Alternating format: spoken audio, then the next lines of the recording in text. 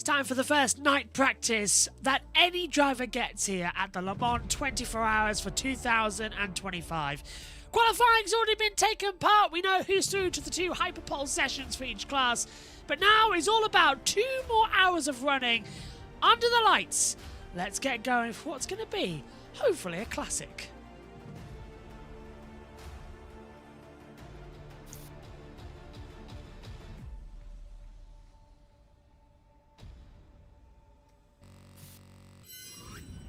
Hello everybody, welcome to Free Practice 2 then. We're about to get underway for the 2-hour session of the night. Part of it with us, part of it with Radio Le Mans as well to take you through. Alongside me in the commentary box is Omi and JT's here as well. Omi, all set then, fantastic qualifying, but now the best part, it's night action. And we all get to see what the cars look like under the lights.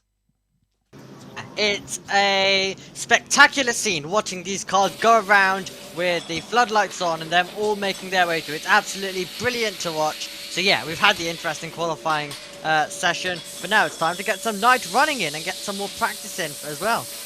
Crucial though, because some of the drivers do have to complete some night running, and the problem is with doing it this time, nightfall isn't actually for another half an hour or so. So the last light actually is in the final hour, which kind of makes it a bit pointless. It's more tomorrow's Free Practice 4 session that's crucial, when we do another 2 hours later on in the evening. But just a chance for everybody to shake the car down further and see what it's like, because we're sort of hitting the dew point, aren't we? So it's going to get a bit slippery out there, it's going to get a bit twitchy, and learning reference points when the sun sets critical. Yeah, absolutely. It's helpful for them to be able to assess stuff and get a bit of the information around this time as well, and then they can do something a little bit different tomorrow, of course, all combined with all of the changeable time that they're going to be having to deal with. So it's going to be very interesting. If you are synced up with us, we're taking a look at Sebastian Buemi right now in our picture as well. But yeah, very, very interesting qualifying earlier. It leaves us set with a bit of fun running coming in, so looking forward to it. JT's in the background. He'll be with us shortly in terms of audio. He's just doing a few things for Oracle.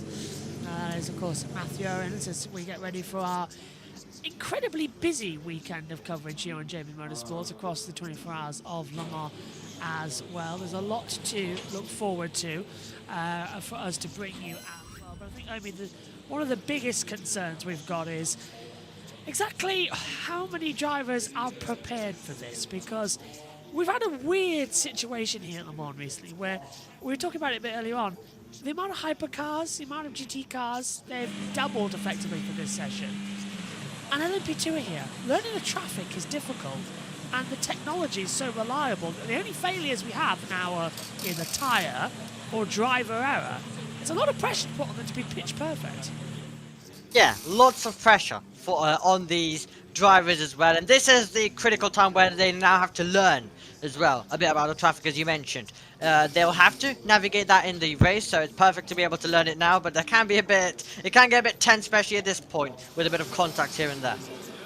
All of the fans and relatives and siblings and girlfriends and partners all watching on, mothers and fathers all here as we look at Hartog there, who you know very well, Omi, from the Porsche Motorsport Super Cup when he's been racing there a couple of years ago. Nice to see him over here in the GT3. It's sort of a mixture, isn't it, in Le Mans? We get everybody doing it, including, well, Valentino Rossi, even he comes to play at the big ones, and they've stuck it in P1 in the GT3 class. They're pitch perfect to take pole in GT3. Yeah, I think the great thing about this is that you get drivers coming from absolutely all directions, which is nice to have this big one event where we have them all in one race, and it is really, really great to be able to watch these drivers and see them out there on the circuit as well. One big event that they come to, even if they're participating in all of these other categories as well. But yeah, it can be a bit of a shift as well, going from their respective series to come here and then do this as well. Okay, let's check in with the world feed as we're about 7 minutes away from the green light going on for this second practice session here, and the night running at 10 o'clock GMT. Let's go down to the world feed. Fascinating season thus far, and the GT3 Addison. fight, I think, during the course of the race really is going to be wide open. BMW, another stride taken forward from last year. Perhaps you could argue the car still isn't quite where it needs to be, where the expectation would be, but you know that whatever WRT is involved in, it'll get there in the end. Maybe this is taking longer than Vincent Voss would like, but all the signs are good. Do you know, I do need to go back and actually look at what their pace was last year in Hyperpole, because both cars have got through into Hyperpole, and actually they've had 2 podium finishes out of 3 races already this season. The car is right on the money. It is a bona fide challenge. In fact, they should have had 3 podium finishes, because the number 20 car should have been on the podium in Imola along with the number 15. So they're right on the money, and they weren't last year. Also right on the money is Alpine, and again, you know, they've been on the podium this season, so it's not just they're getting close. Last year they were getting close. The second half of the season, after the disappointment of Le Mans, was all about improvement. Alpine are there, BMW are there, Porsche are there or thereabouts. Cadillac might be the car to beat here this year. Ferrari, the winner in the last 2 years, definitely the cars that are going to be in the mix. I mean, it's Peugeot possibly look like they might not be on it in terms of 1-lap pace, but a race is a whole different thing. I still think that aside from Aston Martin, it's very hard to count out any of the brands. Aston Martin, the car is just too new. But the rest of them... 5 minutes. Yeah, you could see a BMW on a podium, you could see an Alpine on a podium, a Peugeot, possibly not, but certainly a Porsche, a Ferrari, a Cadillac. They go to break with no warning, do they, before the start? That is supposed to have some form of warning. JT is with us. Are you still busy, or have you just popped your camera on? I've popped my camera on. I am still creating a thing, but I am here, yes. Welcome, Le Mans. You looking forward to it? Night running. It's gonna be good. Well, night running. Yeah, inverted commas, isn't it? It's actually the least amount of night running we're going to have in about 5 years. We're literally doing it closest to the shortest day of the year. So the actual darkness period of Le Mans is going to be incredibly small. JT, it's a Yamaha bus mix I've just noticed on the Radio Le Mans stream. If you wanted to have a little bit of a heads up. I know you said it cost like £1.50. Whatever you just said, I didn't hear because I had the stuff for Oracle in my head. Hello. I said about the... Oh, never mind. One cool thing is actually they use the same headsets as us. Audio-Technica PPHS. Yeah, Audio-Technicas. And they've even got yours. So they use our equipment. The only thing is that they've got some ace cameras. Effectively, this is the same setup, but we have all the same coverage. And I'm looking forward to race day because we've got some awesome plans for the 24 hours. We're not just going to be stuck in the box the whole time. We'll be outside. We will be getting some fresh air. Or we will be able to move it outside, depending on the weather. You'll be smoking the neighbours out, yes. Yeah, that too. I'm going to be causing the Great Fire of Grimsby as it goes through. I mean, it's probably not the grimmest thing that's happened at that place, but it's all right. No, the other thing is as well that we're right next to a graveyard, so rewatching Buffy the Vampire Slayer probably isn't the best thing to do on an evening. Anyway, 3 minutes till the green light. Yeah, 2 hours to go. I can't believe I've never watched Buffy before. I'm on series... Well, Giles has just been sacked, so I'm 3 seasons in, so it's not too bad. Still, we're getting ready to go for the green light. Omi, what are you going to be looking out for in this session? Is there any driver in particular that you spotted that you have commentated on before? Not even here, is he? I've thrown to him completely the wrong time. Still, we're getting ready for the green light to go on. His radio mic not working as things stand. World Feed's going to be here. Should we say good afternoon as well to our other commentary unit as well? That is the Eurosport team, the TNT team, I should say. But also, we've got Radio Le Mans in as well. JT, got some terrible news for you. There's no separate TNT team this year. The Dacia Sandero. Oh, okay. Not at the Dacia Sandero. Okay. No, there is no separate team this year for Le Mans on TNT. It is the World Feed. Which means Martin get Haven, David Addison, Anthony Davidson, all that lot. Yeah. We get to talk about cake at 2:30 a.m. in the morning. Is it cake or is it heroin? Mix the two up, won't you? Well, technically we're not past watershed, so cake. We are in France, so that's where this broadcast is technically coming from. So we're technically okay. Either way, green light going to be in about a minute's time.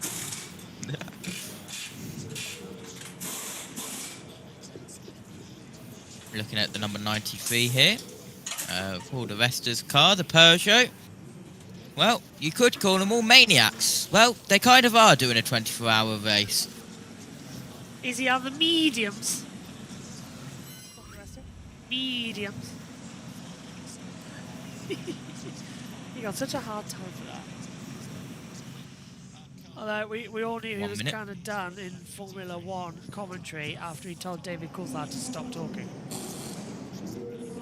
At the French Grand Prix.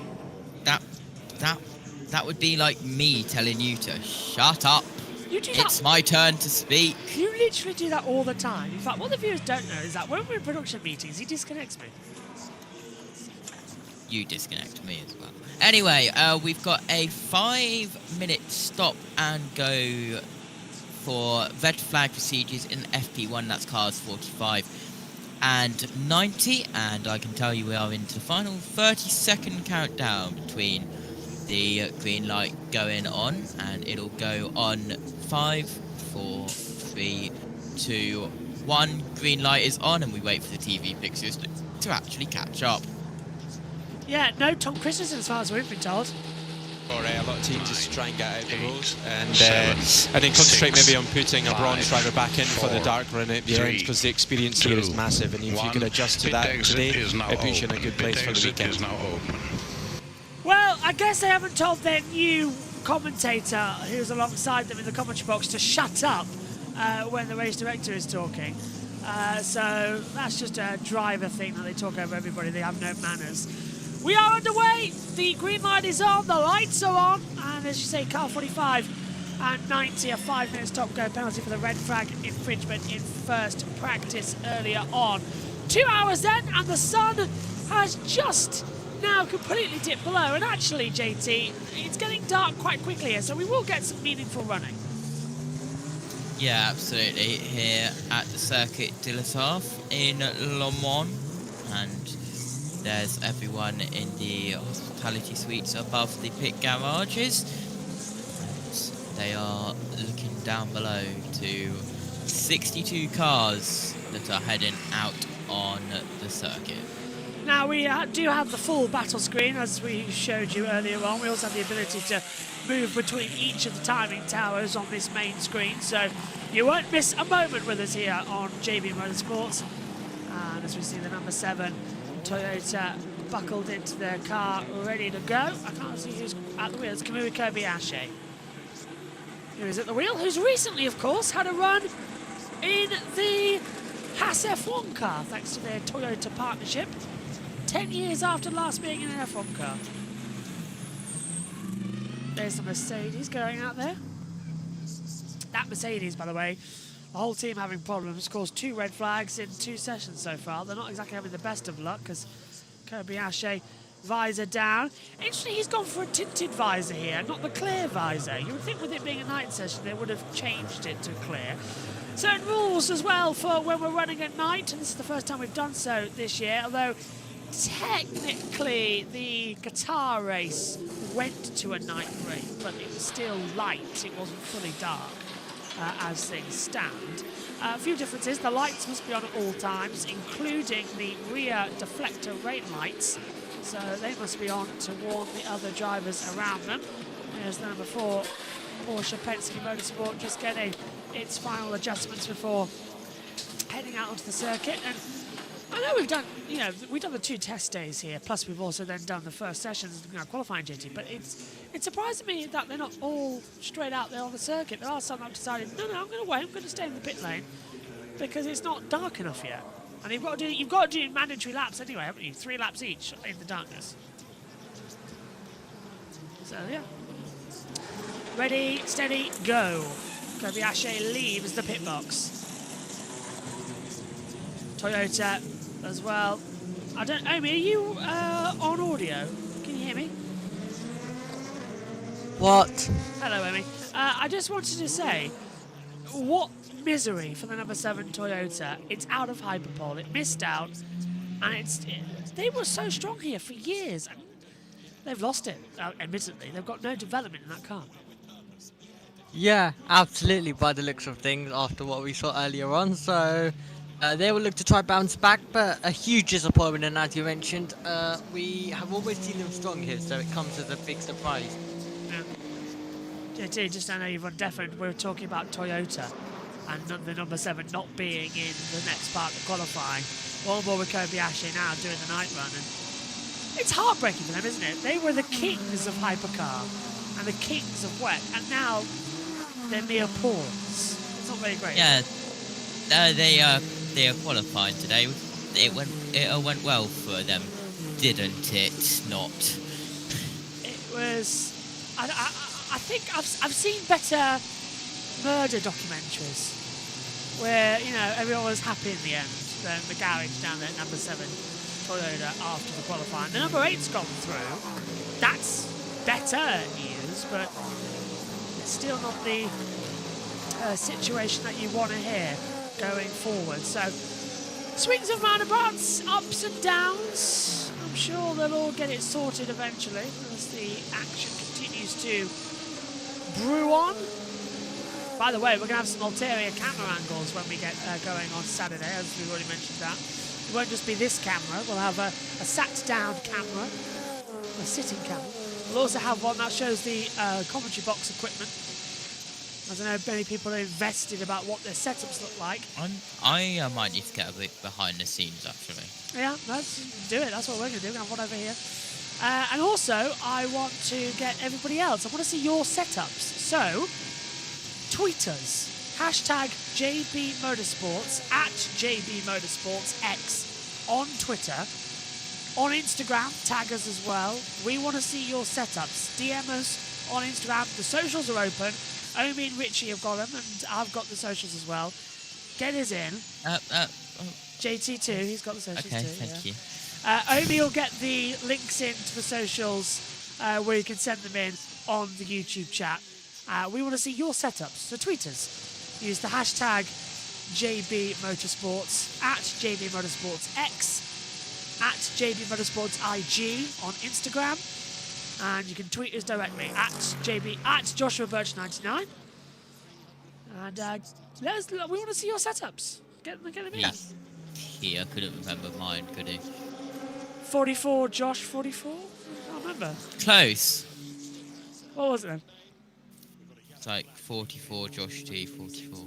Oh, not bad. Omi's at OmiComs. All lowercase. And yeah, get us in. And we want to see your setups for what Le Mans is going to be like. Look at the flies in that last corner before chicane of Gudemar. Massive amounts of flies setting in. Quite a lot this time of night, by the way, at Le Mans. What you're mainly doing is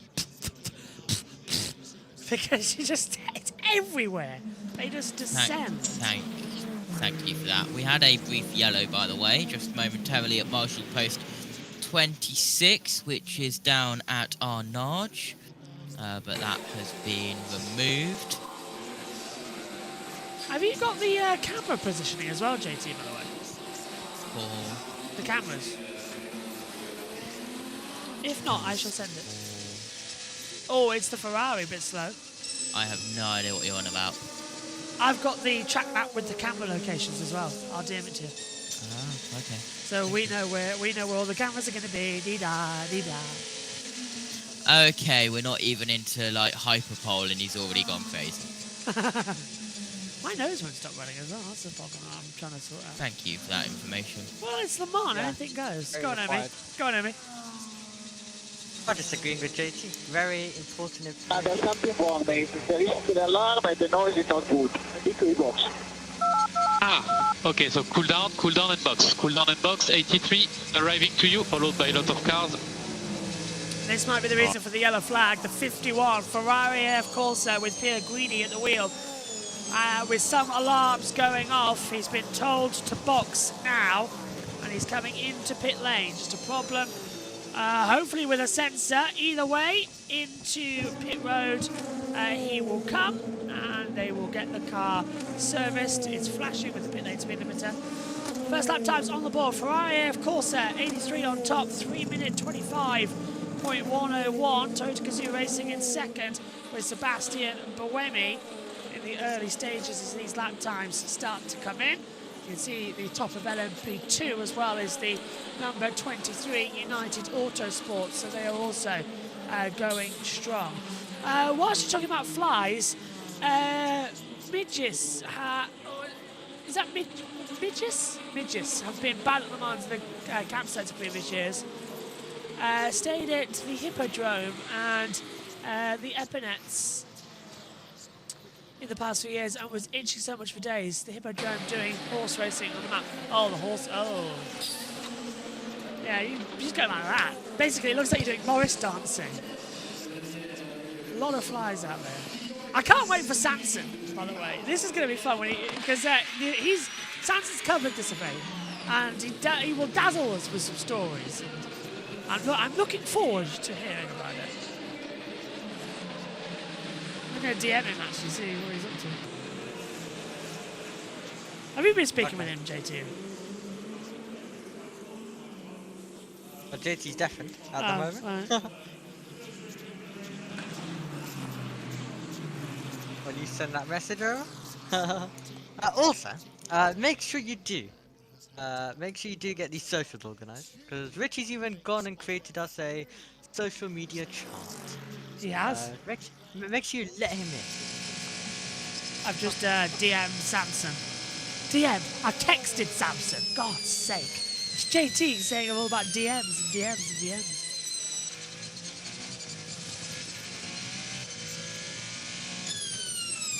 What about at the moment, even on the timing screens, the hypercars, only 13 of them have gone out so far, so not even everybody has taken on the full runnings. While we're in this, let's take a look at the full battle screen for a few moments, get everything else sorted, and this is what I love. Omi, it sounds daft, but this is the best Le Mans coverage. You know, you can't see a thing, and yet everybody's glued to the screen because it's so pretty.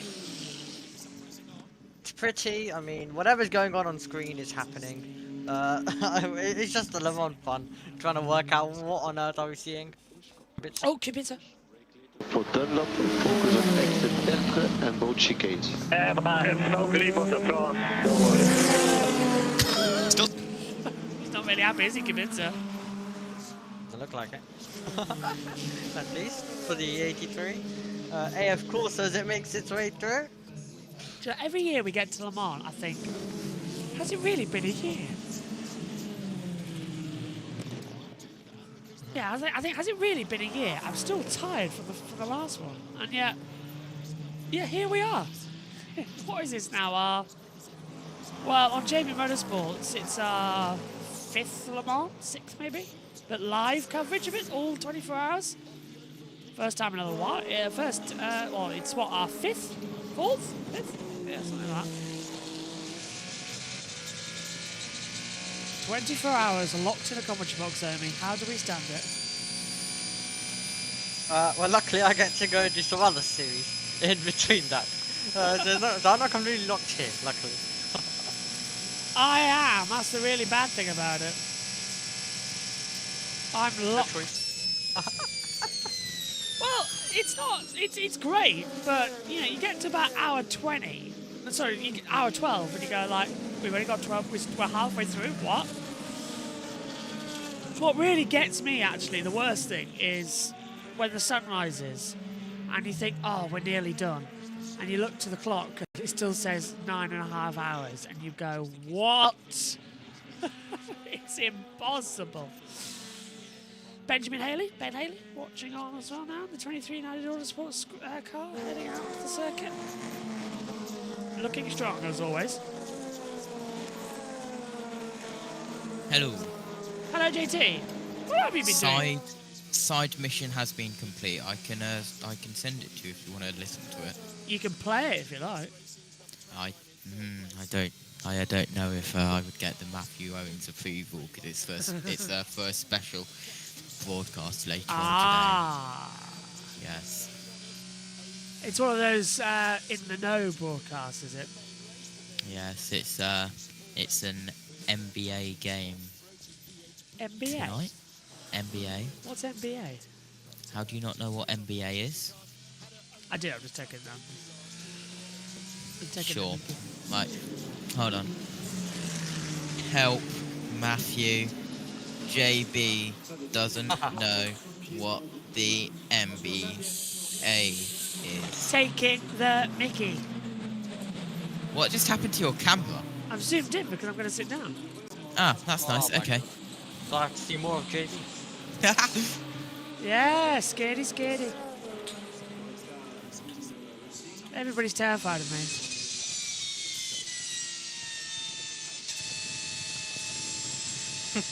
Oh, do you know, I forgot. For some reason, OBS on this one is so laggy.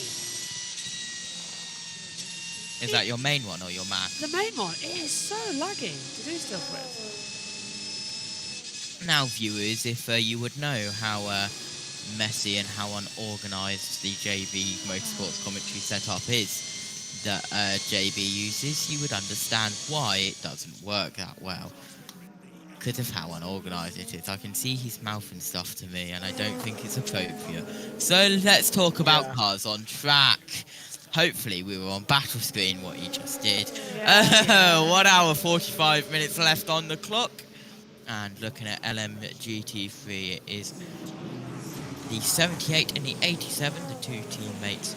Now we're not. First and second separated by 38 thousandths of a second. That's the first two in LMGT3. Hello. Hi.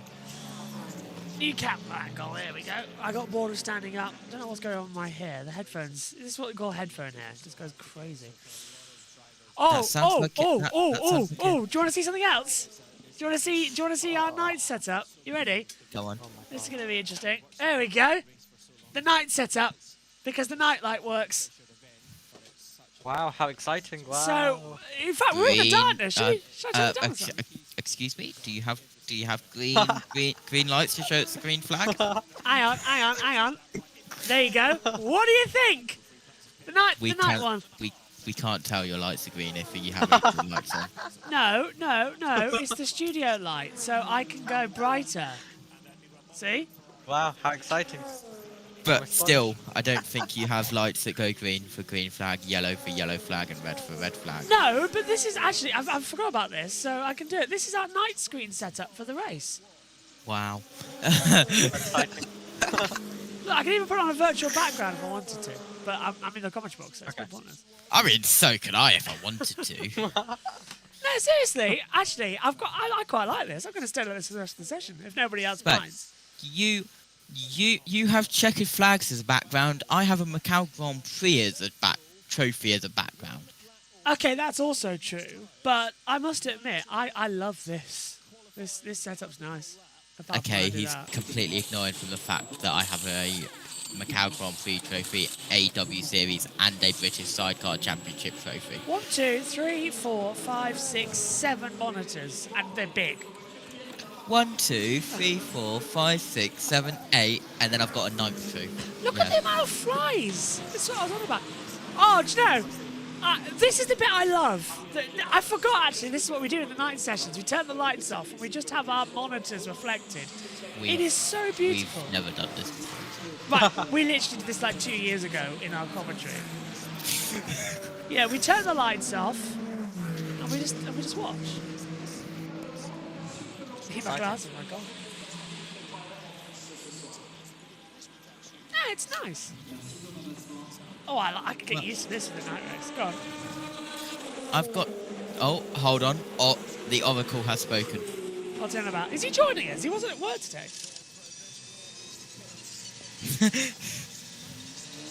Ferrari Corsa 51 is back out on the track, Omi, which is great news because that car did have a few issues.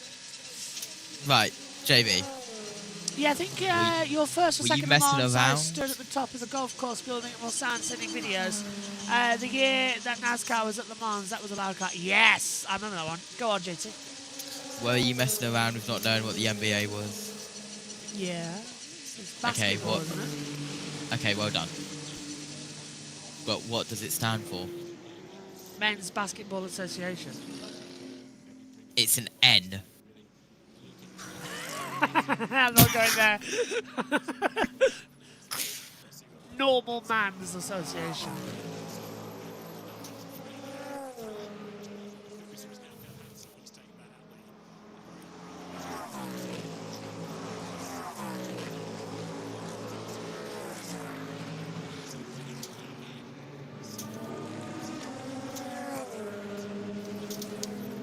I'm concerned about what JB just did there. Sneezing. I don't...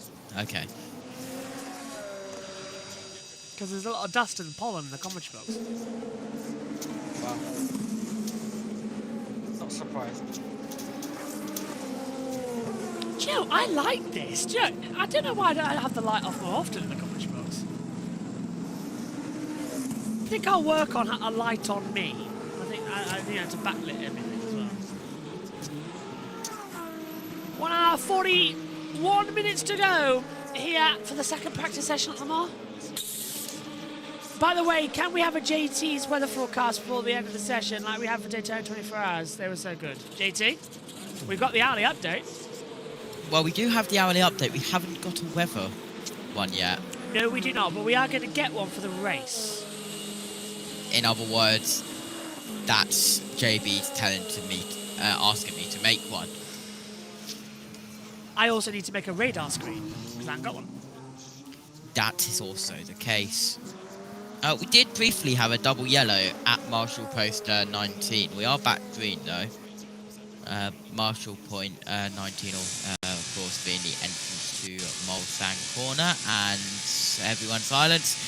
The Oracle has spoken. What's that about now? They are awesome. What's your opinion on Cadillac or Peugeot for an overall win? I don't think Peugeot are going to win overall. I really don't. They've struggled today so much, but we've seen them turn it around. But JT, Cadillac, they've got a good shot. That car, especially with Bourdais, looking quick. Yeah, absolutely. But what are they going to be able to beat Ferrari on the main race day? That is the main question. Ferrari have been absolutely dominating Le Mans in the past 2 years, and I'm concerned why you don't have the world feed on Discovery Plus. Because there isn't one. There is. I was watching it FP1. I have Discovery Plus open right here. Oh yeah, now it is. There wasn't one when I looked for free practice one this morning. Well, I have it on. Lights. Anyway, I've got car it now. 101 Albuquerque. How can I under pop it investigation out? Can I for pop it speed. out on this? It depends. What do you want to pop out? I want What to do you pop wanna out get the- into. 20 past 10 over there in Le Mans, France, with 1 hour and 38.5 minutes left on this session. It's currently the 83. Wait, what am I doing? Wait, no. Yeah, we've got 9 minutes. Well, 8 minutes. Until what? The hourly update? I mean, we can do a practice hourly update if you want to do a practice hourly update. Sorry, something was rattling around in my headphones. No, it's smooth now. No, can you hear it? Ra- Can you hear And that? here we have a wild commentator playing around with his headset. This is why I don't like headsets. I've used this for years now, but I prefer a lip mic. Car 4 under Off. investigation. One of the hypercars bouncing over the Mulsanne. It was the 009 Aston Martin, the heart of racing car. That was the double yellow then. Bouncing over the chicane at Recoudement, the last corner here. Okay, so then that wasn't the double yellow. If it was at the Recoudement. It was at Recoudement. Yes, can I pop out Chrome video tabs then? Is there an extender for that too? You could probably find one. I'm Googling. Oh, bright light. Not good. Video pop out. Yeah. I've just been sent something by Joshua Disco in the Discord from the insurance chat. might want to take a look at this, JB. Let's have a look then. Where is this? Is thank this on the you to endurance chat? Joshua for sending it in. The team representative is required to report to the stewards in the steward's office immediately Oh yeah. in relation to the incident below. Number 6, Porsche Penske Motorsport. Session after hypercar qualifying session. Infringement alleged breach of Article 4.1 of the LMDH technical regulations and WEC committee decisions D29 and D31. That car doesn't sound legal. It does not. And by the way, I've popped out the video. I'm so happy about this now. Kid in a candy store about popping out a video. I really am a kid in a candy store. Yeah. No, I mean, Oh, we look, did- look, we did have- because look, I can do it. Look, it's there for me. Yay! Oh, it's gonna come in so much handy in the race.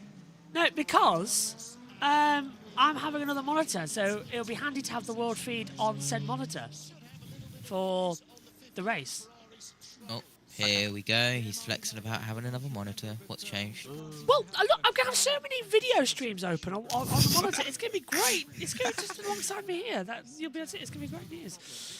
Most memorable Le Mans car for me, it's the Mazda 787B.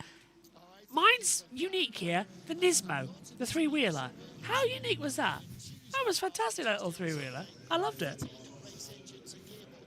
I'm going to turn off this studio light because it actually... Le Mans in 2026. Three-wheeled Reliant Robin to race the Le Mans 24 hours. Do you know, in all honesty, the NASCAR was quite unique, but to me... Oh, he's frozen. I'm here, hello. What are you on about? I'm here. Hello. Hello. The NASCAR was good, but... You froze on Discord. Oh, okay. What was the most memorable car? I don't know. I don't know which one would be memorable or not. As to which would be the... I like the pig. Porsche pig. The 911 one. That was fantastic. But you don't like Rexy? No, and I'm going to say I don't like Rexy with a big grimace because I think that got old quite quickly. They have Roxy now, don't they? I think so. Is that in IMSA only though, they had Roxy? The pink one is Roxy, the green one is Rexy. We might have both here this weekend. We haven't seen much of the GT3 field actually. They probably aren't the both here because they're the same car, they're both the number 77. I've opened up the GT Field's timing tower to see, because we've got the cars alongside them this weekend, as we finally adjusted said monitor. Don't think of that. Still, the action going. We're with you for the whole of Le Mans.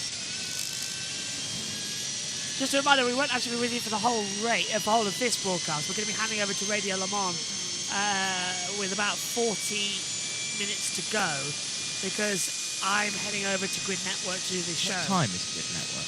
10:30. They said, did you want to move it to 11 o'clock? But I said, no, let's go on a normal time because the amount of news we've got to get through would never do it in an hour. So a 90-minute window is better. Fight some news as well. Go on, Omi. What? Go on, Omi. Oh, well, I mean, I was saying, yeah, you guys have quite some stuff. What? Huh? I could JB. Yeah? JB. Omi was saying that you've got news to get through, not he's got news. Why, what did I say? Forget it. Just forget it. No idea. Right. JB. Yes, I'm here. You were saying about how much news you have to get through in Grid Network. A 90-minute window would be better than a 60-minute window. So then Naomi agreed and said, yeah, you've got a lot of news to get through. And then you thought Omi said, yeah, I've got some news. Yeah. That's where the confusion was. Ah, with you now. Some sometimes it's like explaining to a kid in kindergarten. Look, it's Wednesday. When do we do a commentary on a Wednesday? It's like a handful of days out the year we actually do that. Well, every week if you count Grid Network. I'm all about a commentary. Look, when you used to do esports. Just like Martin Haven, we're all out of crack. So just got to carry on. That's what you said. Yeah, but Martin Haven wanted heroin. I mean, yeah. This is not going to. We're not burning well for 24 hours, are we? I better get the hourly update jingle ready. Yeah, because you've got a minute for that. And I'll put us on the battle screen, actually, so I can talk about that as well. Mouse Evil, yes they are. I kind of like the first close cockpit Audi LMP as well. That was an Audi TT DTM on steroids. Wasn't very competitive though, no, it wasn't, but I enjoyed that. To be honest with you, I think the 2004 Jaguar, that was cool. I like the Jaguars. Back when they were in the main ones. Okay, right. For those of you who love it, the hourly update, you know, that ringed us for 24 hours of the year at the Daytona race is back for Le Mans. And JT's gone crazy with it this year. So it's going to be a lot of fun. So with 15 seconds to go, let's go to the battle screen, get ready for the information, and JT, hit the jingle. Live from the JB Motorsports Broadcast Center, this is the Le Mans 24 Hours Hourly Update. And it's the first one on a night practice session here at Le Mans for free practice 2 of the Le Mans 24 Hours. In Hypercar is the 83 Ferrari AF Corsa leading with the Toyota Gazoo Racing number 8 a second behind that. Half a step behind that is the 12 Cadillac Hertz Team Jota. Then it's the Acodis ASP Team 1-2, the 78 and the 78 in LMGT3 with the 92 GT3 car behind that. In LMP2, it's the 199 AO by TF entry with a 3 minutes 37.515 with a United Autosports 22. 1.129 seconds behind that. TDS Racing is in third with a which is 1.460 seconds behind that. We had a couple of brief yellow flags in the past hour, one at Marshall Post 26, one at Marshall Post 19 and one at Marshall Point 20, and a couple of investigations including car 101 and car 4. Both they were under investigation for pit lane speed, and also at the start of the session cars 45 and 90 had to serve a 5-minute stop and go for red flag procedures in free practice 1. That was your hourly update, and in around an hour we'll have another one for you. Nicely done. That was your 24 hours of Le Mans hourly update from the JB Motorsports Broadcast Center. Nicely done. How much did you spend on those jingles, JT? 20 minutes of my time. Lovely, lovely, lovely. Now, I beg you, please, I'm going to get it, actually, it's right there. No. He's cooking something. I wanted to use the Radio Le Mans backing track, but I think I would have been slaughtered to say we're also related to Le Mans, so I didn't. Just talk amongst yourselves. And that's probably the worst thing you can say to me and Omi. Yeah, I know. Hang on. I've been driving in my car, listening to Jeremy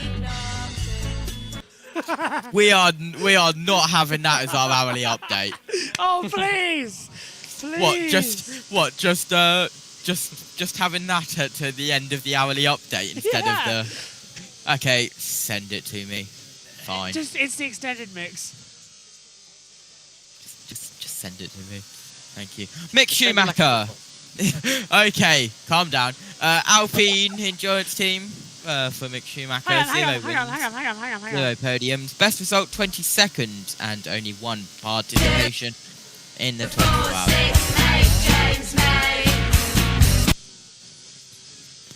Okay, he's already lost the will to live. There is kind of a broadcast happening here, by the way.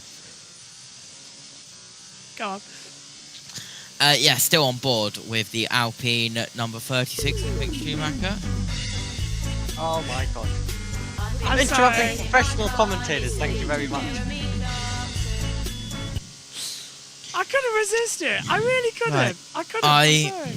Hold on. I apologise to all 38 of you currently watching due to Joshua Birch's behaviour. Look, I'm sorry, but you mentioned jingles. We're basically a Top Gear style broadcaster, and you don't expect me to take the mickey exactly how they do on the radio show. I've got to do it. I'm sorry. Oh, there we go. Oh, what a shame. Little Owl is in the chat. What a shame. Hi, Jack. Oh yeah, what a shame. Aren't you meant to be at Download this weekend? Silence. At a racetrack for not a race event. Just by the way, to answer questions in the chat, the Le Mans circuit is 8.467 miles long. That's 13.626 kilometres. And on average, we do around about 400 laps across the 24-hour period. Must I add that I did the challenge of drawing the circuit de la Sarthe on the school whiteboard just because I could, and I drew it perfectly from memory. Thank you very much. Then again, it's probably not the hardest circuit to draw, let's be honest. Mouse Evil, the whole weekend, the whole Le Mans, we're here. You'll get sick of us by the end of it, but we're here. Well, I won't be here because JB's decided to put me on half the other broadcast during the 24 hours. So the sane person of the broadcast will unfortunately not be here. Yeah, unfortunately. No, but we're going to have other people hopefully sitting in for those hours and that long we missed. I will physically leave JB Motorsports if I do not get on with Sanson during the 24 hours of Le Mans. Oh my god, can we do a stinger for Sanson? Oh my god, yes. Yeah. Let's get a stinger for Sanson. Okay, let's do it in like a stadium announcer kind of way. 1 hour 24 minutes to go of this second practice session. And we've lost the will to live. Yeah, but that's what these sessions are about. Just sit back, relax, have a conversation. Okay. Something tells me I should probably look at some geography resources for tomorrow morning, but here I am making some jingles for Jake Sanson. 2, 4, 6, 8, James May. Yeah, but think about how good that could be if it's literally just listen. Ready? So listen to it like this. 2, 4, 6, 8. Sanson. It works. It works. What the hell? Do we have permission to do a demo race if there's like a really long safety car period? Yeah. And if we got that way, Okay. yeah. Does Omi know that I broke the Brisk F1s on the mod? You told me, I think. Okay, yeah. If anybody wants to listen to the full Top Gear show, I've posted the link in the YouTube chat now. Of course you have. It's a classic 3 hours. Of 3 hours? It's 3 hours. I listen to it at least once a year. The top radio comment. You have a little bit of space again now. There'll be one hypercar coming, but you should be able to have a nice second half of this lap, hopefully. So I'm getting sparks in the rear camera on the way out of the first chicane if I use the curb. It's clearly striking the box and it's sparking. That's the 60 iron links with Gilbert at the wheel. I don't know where Sullivan's got to. Go on. The top comment of that video is, this is like the kind of radio stations you'd have in a GTA game. I've often thought we should do one of those. We should do a radio station. It would be quite fun. I mean, our commentaries are basically it anyway, but it'd be fun. Go on. Does Bo know that I've literally been a radio manager presenter? Yes, I do know. Okay, good. Yes. Well, I knew you know. Bleh. You had me on once. Yes. I was a guest. Yes, but I. That was a long 2 hours. Knew. But I didn't know if you remembered. He didn't even play my requests, people. He didn't. I did. Our NASCAR broadcasts are basically a radio show. That is also true. Did you? They are podcasts, yeah. JB should do a lap on the sim every event he covers. I can literally open Circuit de les Arts open right now, and I know I'm not JB, but I do. I haven't done. Honestly, I haven't done a lap attack in a while because they've all been filmed now. And then Jess has got the rig, so Jess does quite a couple of them. But I do quite a few lap attacks. It's just that, yeah. When was the last time I drove? never. I don't think I've driven this year. I think we've been that busy. I don't think I have. I can't think of. Have I? You tell me. No, I haven't. I've voiced lap attacks. I don't think I've driven. Let's take a look around the Autodromo Hermanos Rodriguez. That's so fun though, because I've got a countdown in my ear. So every time I get a 15-second countdown, so I've got to get it all in. And I start with, it goes, I go, let's take a look around the Circuit de Barcelona Catalunya, 3.66 whatever mile circuit, blah blah blah blah blah blah blah blah, and then I think of something rubbish to say at the end of it. Yeah, that sounds about right. To be honest with you, a lap attack of Circuit to the South, I think my voice would go. I think we did it for a year, didn't we? And I was like, what's the point? It's great if we can do an analysis of it, but if it's like on the screen and we can all talk about it, yeah. Maybe we should do it in the style of Top Gear. Isn't Jessica copyright free? Please find out this second, because if Jessica is copyright free, do a lap attack of the Nordschleifer. I do also have the Nordschleifer on here, but I think that would be a little bit long. In an AC Suzuki, in a Suzuki, oh my god. Bear in mind, the last time I drove the Nordschleifer on BeamNG, I crashed on the first corner multiple times. Do you know how bored I've been once, ladies and gentlemen? I once, on Gran Turismo, did a lap of the Nordschleifer in a Fiat 500 original. You know, the ones you can't get up to 50 mile an hour in. Do you know how long it took me to complete? Go on. 1.5 hours. No, to be fair. Not bad. Yeah, not bad actually, but God. I was bored. You was bored to be wild. I think it was during lockdown. That's how bored we got. Although, I tell you what I did partake in. Are you ready for this? You know when Jules Bianchi passed away? Oh, yeah.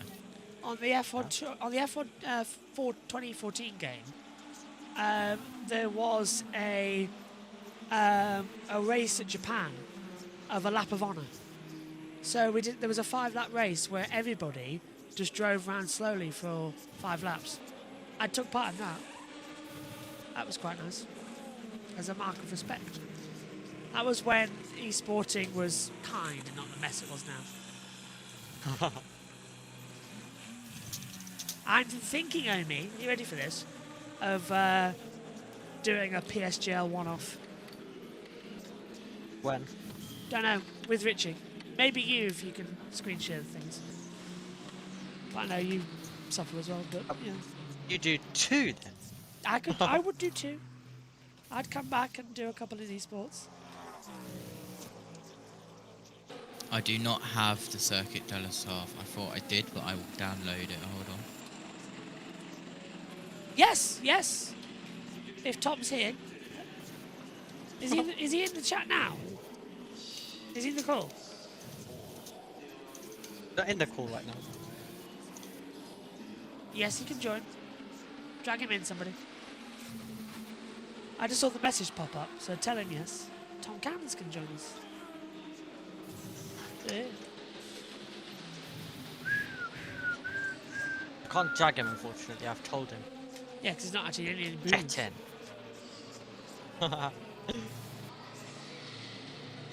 I do love the 24 hours. It's so mystic and special. Oh, really? I didn't know that. It is. It's just...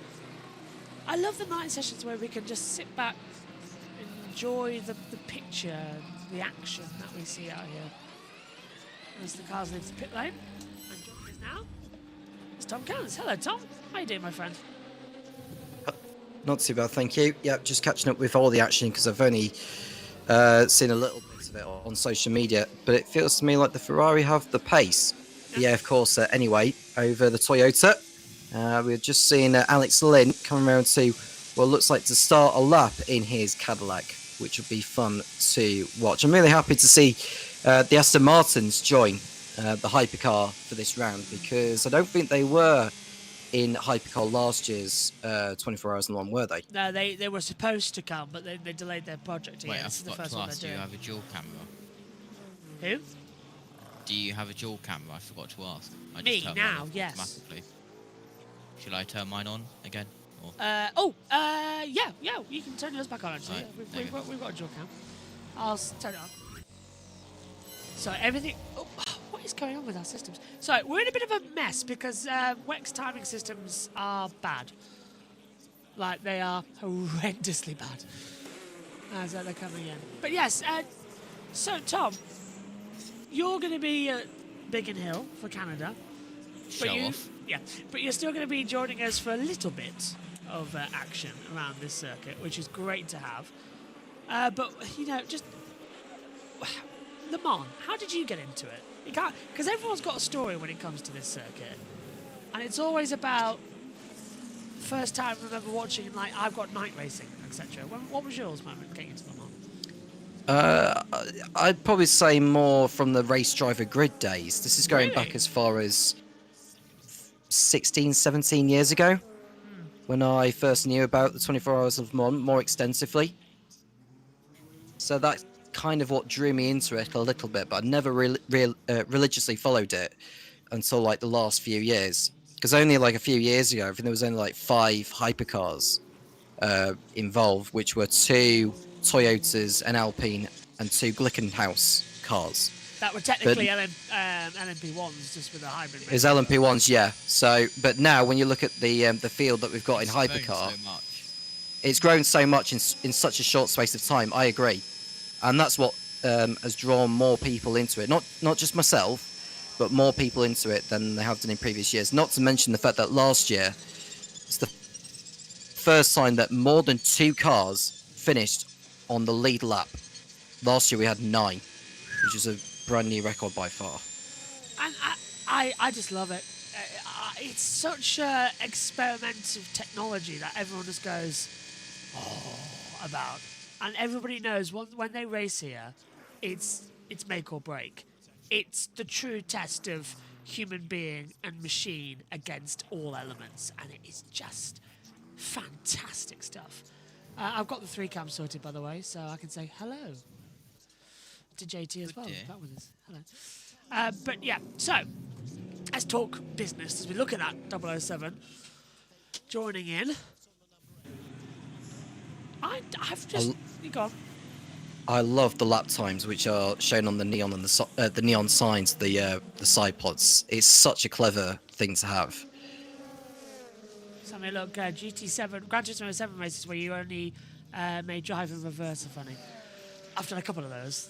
They're quite funny. The esport world is hilarious with things. I'll tell you what, though, I'm not getting used to these, what I've seen of the reverse tracks in F1. That looks weird.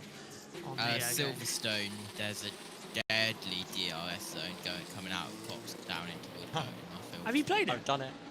I've played it. Oh, have you? Oh, dear. I'm guessing you've seen the YouTube videos of it? Me, yes. Yeah. And I've driven it myself as well. Yeah, it's quite scary. Right. I have just I've seen loaded into Penentry. the Circuit de la Sarthe. Oh, so we have a lap guide from JT coming up. Which will be a mess, by the way. Valentino Rossi, the motorcycle legend. Taking his into 4 wheels because, to quote his own words, it's safer. And he has a family now. 2 children now for Valet. Announced it in pure Valet form though. Baby bump with his partner. Valet dressed as a doctor with a stethoscope to the stomach. That's just typical doctor vibe, isn't it? I'm super excited for the McLaren announcement on the Friday regarding Hypercar. I think they are revealing the car on Friday. There's a papaya box in the fan village which looks like a car, says Joshua as well in the chat. JT, that is the case. Big box, little box, like big, little. Yeah. Yeah. And Tom, McLaren, leaving Formula E to join World Endurance. What has happened? It seems like we've now got Formula 1 with the renewable fuel. Hypercar is now World Endurance Championship. Formula E, it's sort of going down, down, down.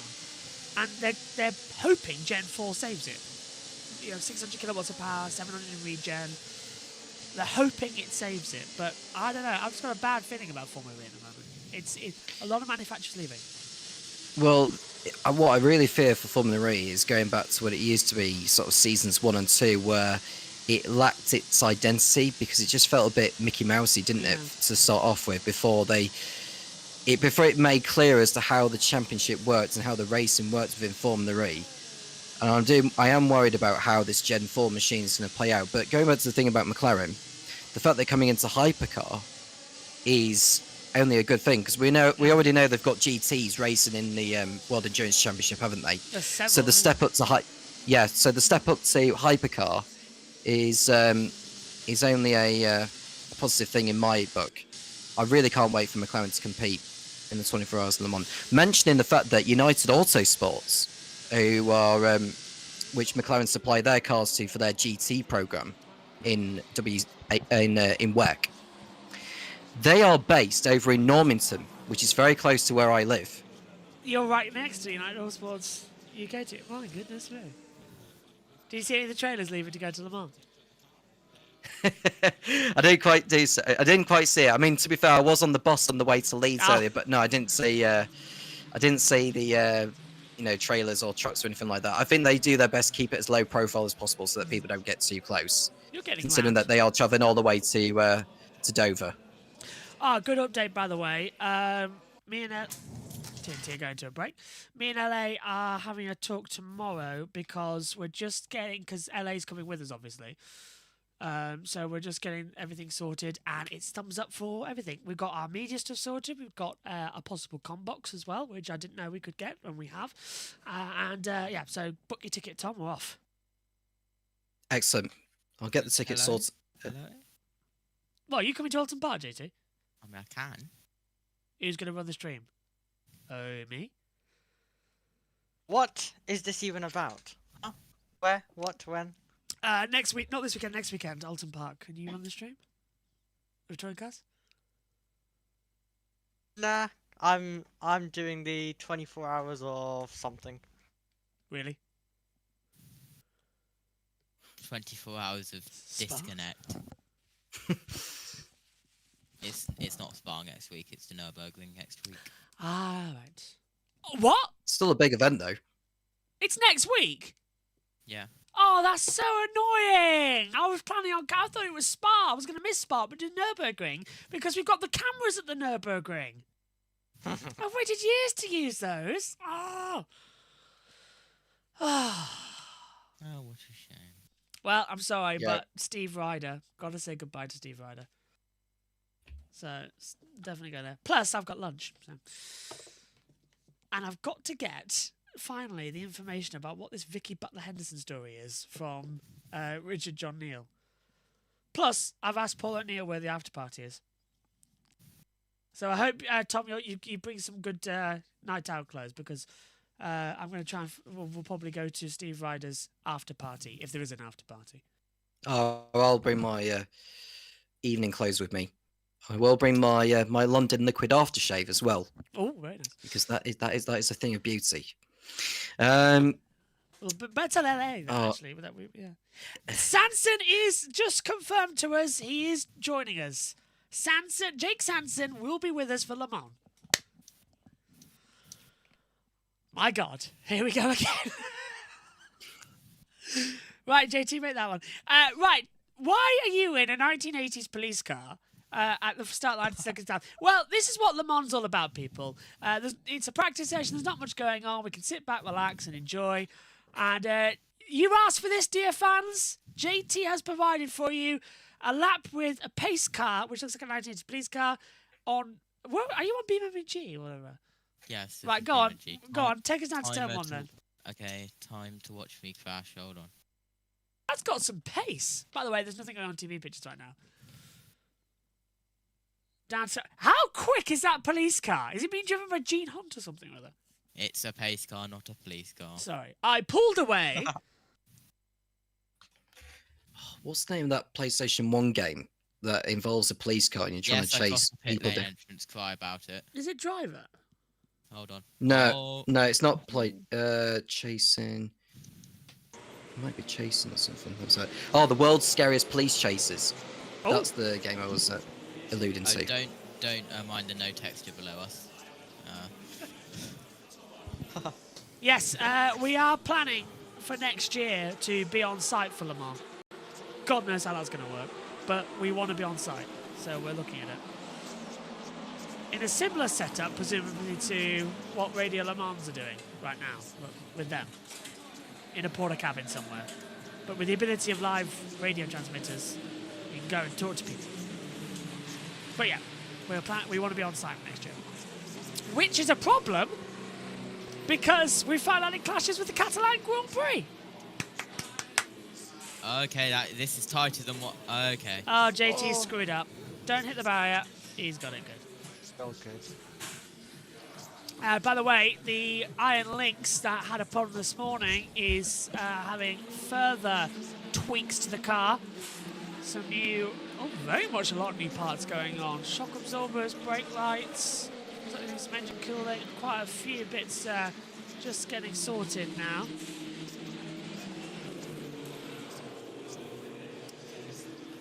JT heading down the Mulsanne straight towards the Daytona chicane. It is still the Daytona chicane, JT, isn't it? This first one now, ever since they renamed it. Well, you asked for it, viewers. Good luck getting a media pass. French. Yeah. Well, you see, that is where Monsieur Sanson comes in handy. Oh my God, I kind of made the first apex. Not too bad. If you were the actual safety car driver, I'd be worried. It reminds me of those. It reminds me of those TikTok beaming videos where you try and get through a corner flat out in all different cars, and most of which you just end up going into the barrier with like 52G or something stupid like that. Yeah. Is that BMG? Yes, that is. Yeah. Bear in mind, this is the first time in like a year and a half that I've driven this circuit, so this is not bad for a first lap in a year and a half. To be fair, it's given the viewers what they wanted, which was a lap of the circuit. So they asked for it. They didn't ask for your driving skills, but that's a different matter. Okay, thanks for that one. It's better than what I saw by YouTube when I raced you last time. What did I do last time? You were hitting me everywhere, I remember. Good point. Good that. Oh, he's aced into the chicane here. Oh, never mind. Oh, thank you for saying that, JB. You got the first half right. I think that's second gear, not third. Work going on down at, I believe this is the Corvette TF Sport Ferrari. Why did I say Ferrari? It's the Corvette TF Sport. Ben Keating, Johnny Edgar and Danny Gadea at the wheel. Johnny Edgar, the cousin of Jess Edgar, the former F1 Academy driver, which always surprised me. Oh, and they're draining the oil as well. Watch me do the most absolute WEC driver move and absolutely mess up Mulsanne corner. Oh my God. Break! To quote Fabio Briatore, break, Jesus Christ. You got it. Actually, round of applause. You got that one nice. So far, night running completing. Drivers having to do a minimum of 3 laps across these 2 night sessions, which is tonight and tomorrow. Wait, that is my point. Yeah, it's night, JT. I was just thinking that. It's a night session. JT, black flag. You're driving without your lights on. Sorry. Alright, calm down. There you Have you go. got front headlights on those, JT? There you go. Oh, very nice. There That's we go. better. Tonight, But on Too Late to Look. I can't see where I'm going at all, so this could be fun. Oh. To be fair, this is a... Do you know, I don't think I've ever driven Le Mans at night. I'd love to do that. Oh, You can do it on Race Driver Grid. Yeah, I need to get that sorted, actually. I wanted that, I never got it. It was really annoying. I tell you what, though, Ian Birch has actually driven on the Mulsanne Straight when he was towing a caravan as well. Wait, no, that's even though that's hold on. Is it? It's probably. It's currently 11 o'clock over there, JT. So just go to 2300. That'll do. Joshua Smith, by the way, is saying, I can imagine it. Joshua Birch broadcasting from the campsite on Mad Friday, chatting with fans, or at the drivers' parade in the village and scrutineering, and hopefully I get to meet everyone there. Well, we are. If we do go to Le Mans next year, which is the plan, we will be doing scrutineering, we will be doing the test day, and we will be in the campsites talking to people, because that is what Le Mans is all about. And I am so going on the Ferris wheel. So going on the Ferris wheel. Rachel Frey in the Iron Dames, and while JT, just about makes it to Indianapolis, Tom, it's great to see that Iron Dames can still race after the injury that Michelle had and Sarah Bovey stepping in so late. Yeah, well, it's good to see that Iron Danes are on the grid in general, actually. It's a lovely sight to see a team with an all-female driver lineup competing at Le Mans again, and... Talking which of Iron Danes, they are, believe it or not, one of the teams in the Grand Prix series, headed up by Jake Sanson. Sanson? How's that going, by the way? How's what, sorry? How's that going, by the way? So this season, we've got round 8 coming up in Mugello. Comms have already been recorded, so I won't give anything away. But do make sure to tune in at Tuesday 7 p.m. British Summer Time. Any first?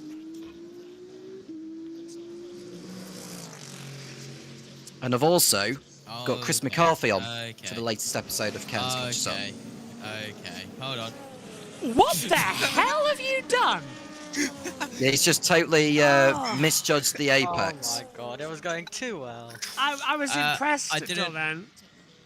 This is the part of the track which I kind of like... Forgot to brake. Is that Porsche cars? Yeah, it's a Porsche. JT's messed up. Can I remind you of the fact, JT, that this car has hardly got any form of downforce on. Hence why you should always go that slowly before you go through corners like Porsche. This is an old version of the track. Look, we've still got the Armco barrier through Porsche. That's been opened up now. I'm going to say it. They shouldn't have opened up Porsche. They should have left it how it was. That was part of the challenge. Right, someone's trying to blacklight me up here in the commentary box because the Iron Dames squad has got their neon light inside the cockpit. So the entire commentary box is just lit up with a black light, which I'm remarkable to see that. Look at the highlighter. Look what it's done to the highlighter. Look at that. Has it done that one too? Yeah. Hey. Oh, I was about to have a rave. Dear. We just went yellow at Marshall Post 20.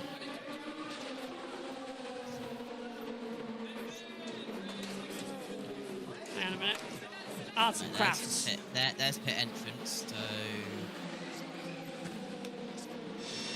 Seriously, look, this one. Ah, brilliant!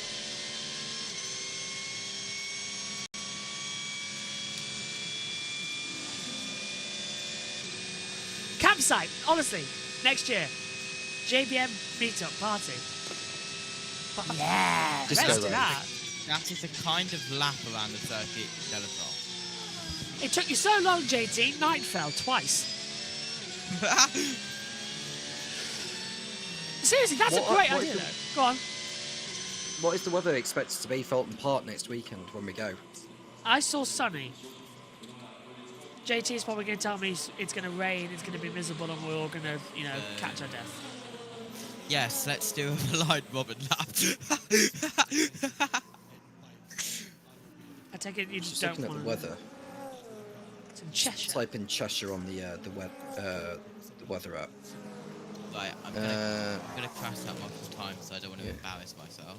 Yeah, it's going to be quite hot, I think, Yeah. when we go there. Good news is that we'll have a box. Do you know if it'll have air conditioning? I have no idea. I think it's just a room at the side of the media centre. It was almost like one of those Portaloo sort Yeah. of rooms that we ended up in, wasn't it? Something Oh which my Simon God. Taylor experienced when he was commentating back in the day. That room, I cannot believe that it's actually a commentary box at Donington Park. How hot it gets is unbelievable. It's insane. And somebody took a shot at us. the two bullet holes in the side of the... How did they get there? Monumental accident for that to happen, because it was just... The windows was actually cracked. It was like double thick, wasn't it? To be fair, it could have just been a hooliganism type behaviour where they just throw rocks at the commentary position. It may have been that as opposed to just gun bullets or whatever. I don't think I was that bad. The weirdest experience, though, is commentating on a qualifying session and having Richard John Neal sat behind you. I was like, Yeah. oh, right, hello. Wait, was that touring car quality? Touring car qualifying, me and Tom commentating with Richard John Neal sat behind us eating a club sandwich and How writing did on I his not iPad. know that you had Richard John Neal behind you? We kept him hidden quite well. No, but I have been promised to tour the ITV shed. So that's going to be fun. They nearly got killed over the weekend on Saturday because it was the first time they've had the shed all year in the commentary box, and it flooded. So the floor was the floor of the podium. So it's just literally three sides of the shed, it's the two sides and the top. The floor at the bottom has been taken out, and literally the water was just seeping in on Saturday in qualifying with the rain. That was not track limits. I had two wheels on the road. Oh, right. And it was rising up, and the cables that they were commentating with were floating. They thought that they were going to be electrocuted. So they got out there sharpish. But for when we are at Thruxton in the future, the media centre, it has, just outside, it's got a perfect view of the start line and Allard. So we know where to do the commentary from. Oh, there's the chicane. Oh, well, JT's going on the pre-1999 version of the circuit. It's going to flip over a minute like Mark Webber. Yeah. Okay. Anybody? I can see why they put those chicanes in the first place then. Yeah. There you go. They think it's all over. I missed that comedy show. It's a quiz show, and they think it's all over. Yeah. Wait, let me get over there again. Was it Brian Moore that made that line when England won the World Cup in 1966? I think so, yeah, because, what was it? The crowd are on the pitch, they think it's all over. Score, it is now. 4-1. Yeah. The horses came onto the pitch as well. Did you notice that on the footage when England scored the last goal and there were actually horses running onto the pitch? It's gone! It's gone! Yay! Well, I need to be. Oh, the 1966 squad. What a team.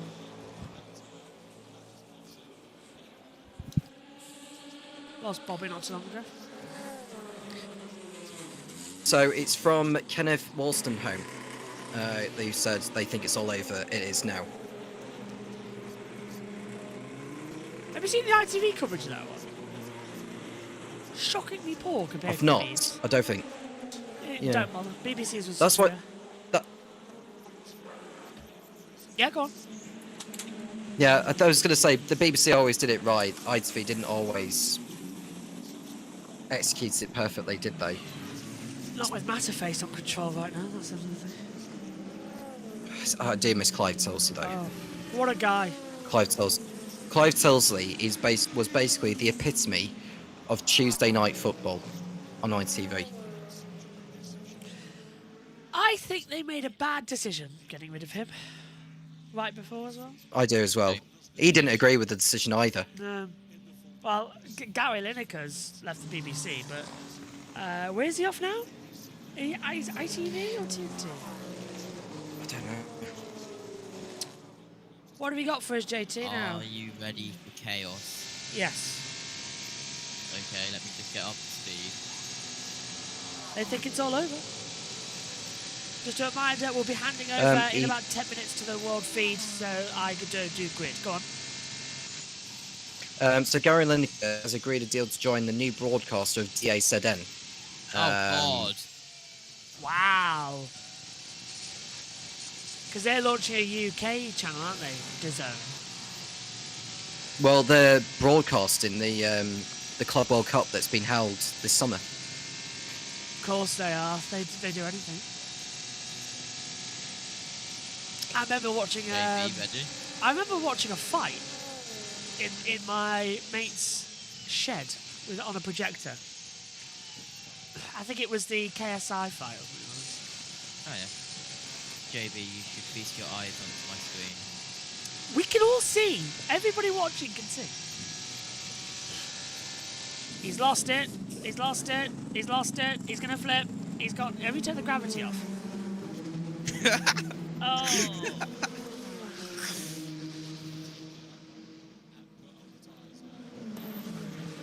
What you really need to do, JT, is hit the car at full speed.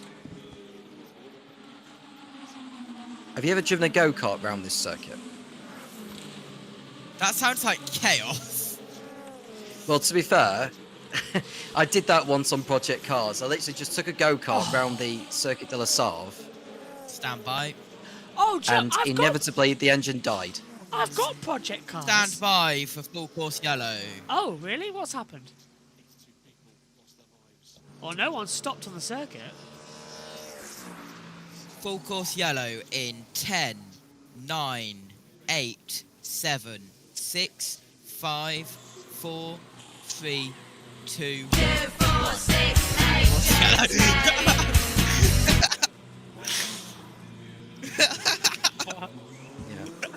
I hope we don't get copyrighted on that.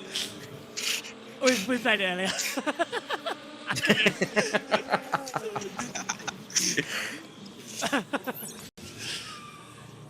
So yeah, the full course yellow is out. Presumably, I don't know whether there's been some leftover debris on circuit. That could well explain it.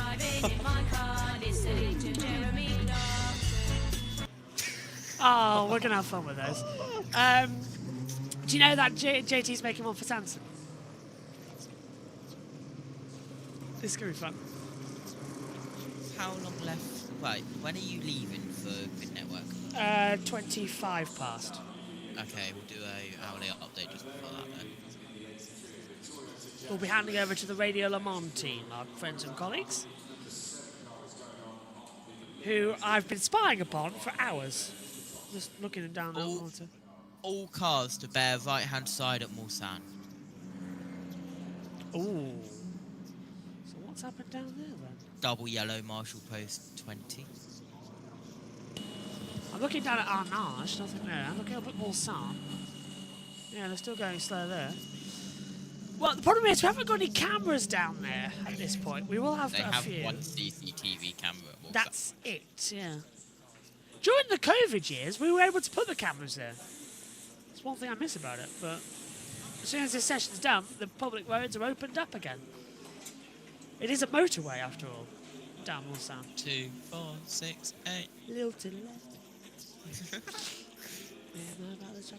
Through the night. Love that song. 3, 5, 7, 9. Little white lie. Are we gonna, by the way, when are we all meeting for music rehearsal? What? For our song, for the middle of the night. Have we has anyone wrote it yet? Should we have a little bit of fun under this full course yellow? Yes, I think that's the whole point of a night session at Le Mans. They call it the witching. Well, no, that's what do they call it? TNT goes to our break time. That's what. What have you got? What on earth are you doing? Oh, no. Oh, my BeamNG just crashed, apparently. Oh, what a shame. He obviously didn't like me getting the widget out. While we're here, should we listen to all the Top Gear jingles? I want to know what there is, how many there are. No.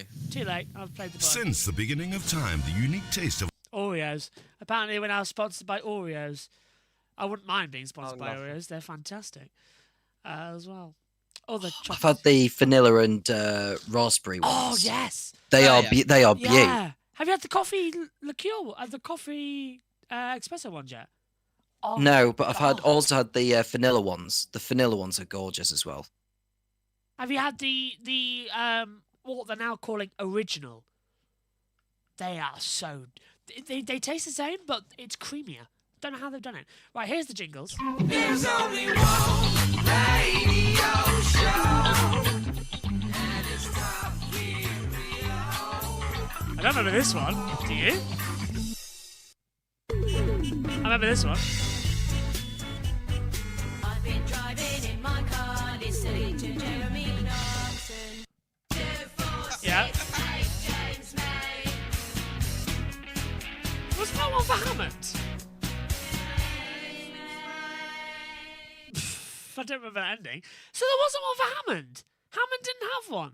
He did all that, and he didn't do one for Hammond. My God. Well, to be fair, Rich Hammond nearly was killed in two car accidents, wasn't he? There was one in that. True, yeah. What was it? The Rimac and the Dragster. I can't remember the second one. That it was definitely like a sports car you drove in, but like sort of drifted up a mountain and then the fell Rimac. down the steep hill. I can't remember which car it was Rimac. that he was driving in. Yeah. That's the How only he one. survived that. It's the only one that he said that he genuinely feared for his life for because he was conscious. That is, it was weird. There's a wonderful, I think the CEO, the guy who does the podcast, he's done one, and Richard was on it, and it is amazing.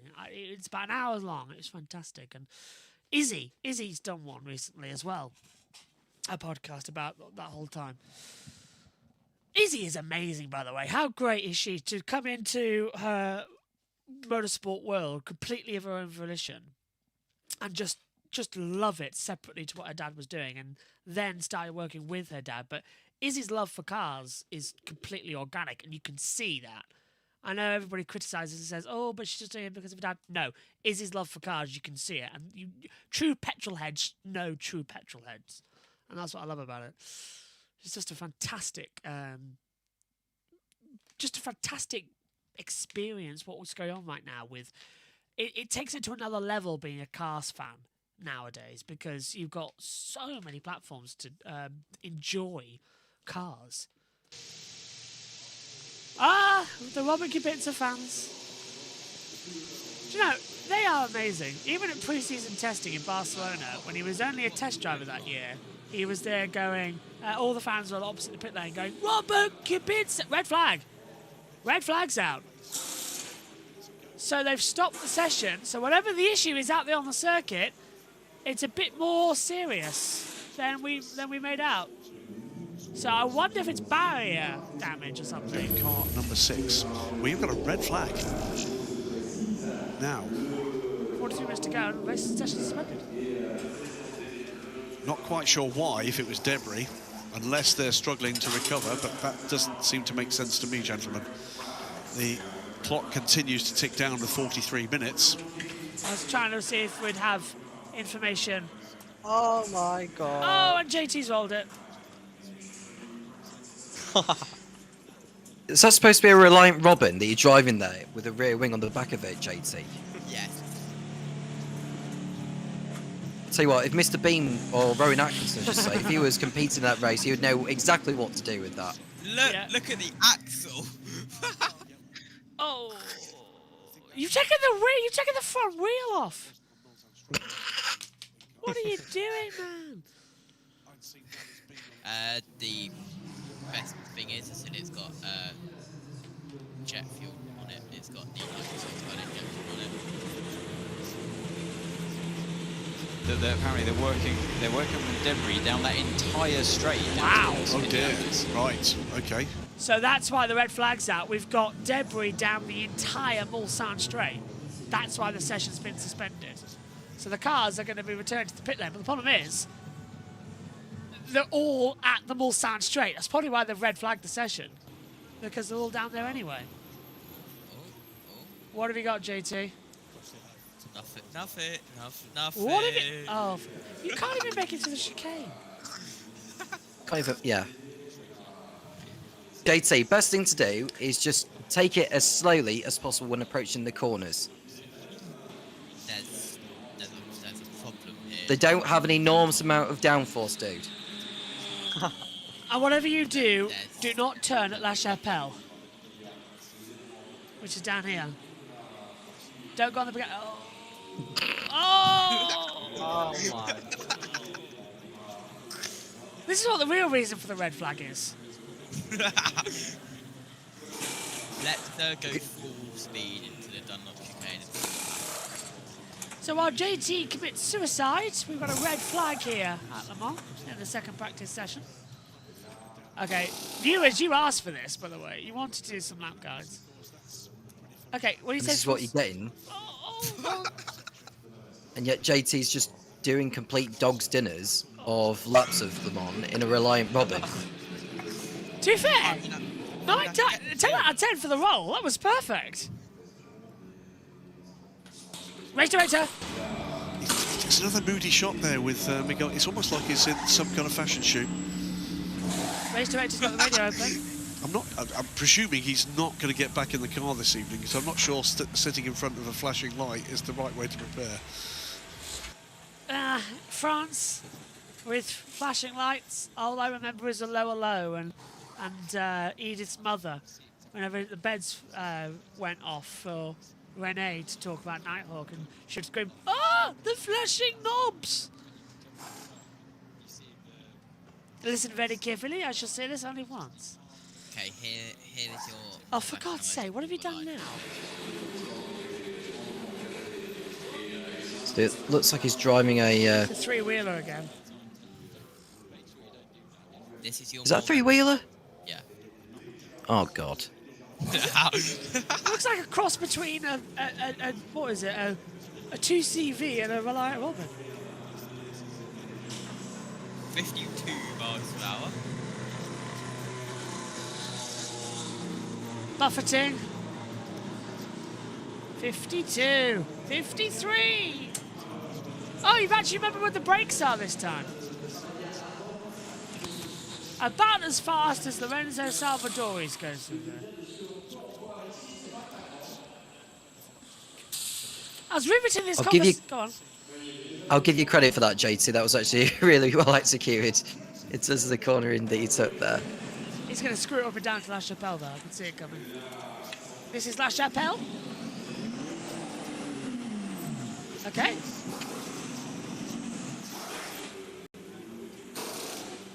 Oh, no. No. Oh, he saved it. No. Oh. Nearly. Well, here in my car. I've got to hope that Radio Le Mans now opens and doesn't crash my system. Oh, guess what it's doing?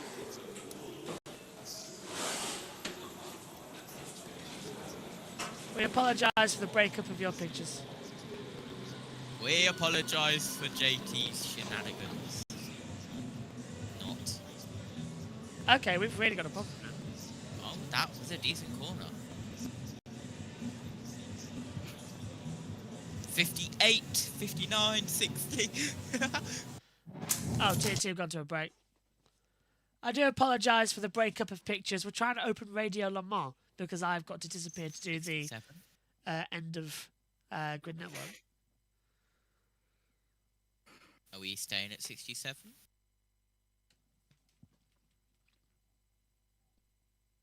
Might sneak into 68 if you could help it, unless the revs have reached the total maximum. Like, downhill, of course. I bet we'll get to 69. Yeah, there we go. Do we dare breathe 70? Yes, we do. JT, if you don't brake, you're in for a world of pain at that chicane. Oh, here we go. This is about to get 71. interesting. I think that's max. I can't see 72. Oh, it's trying. It's trying. But the chicane's coming. No, it's 71. You're flat out now, JT. Oh, he's lifting. He's lifting. He's lifted. He's bottled out of it. Still, can he make the chicane? That's the question. Yes. Oh. He's still gonna keep it. Oh! That was very good. Well done. That was close. Red flag out. Most of the cars just returned to the pit lane now. Including this line, Robin. Well, there's debris all the way down the Mulsanne Straight. I have to consider that you are the only reason it's there. Because of all the spins and crashes you've done over the last 25 minutes of this thing. Is it time to tell JB that in the Saloon Stock Car League that we are doing, we will be racing these as a fun event? Oh, marvellous.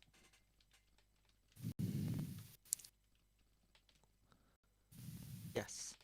Maybe I don't hit the hashtag and actually hit the button I need to press. Okay. Here comes the second chicane. You're going to have to cut it off there because I have to go. So the second chicane will be our last one. What a shame. While JT tries not to do that, Omi, last thoughts from you from our segment of the broadcast.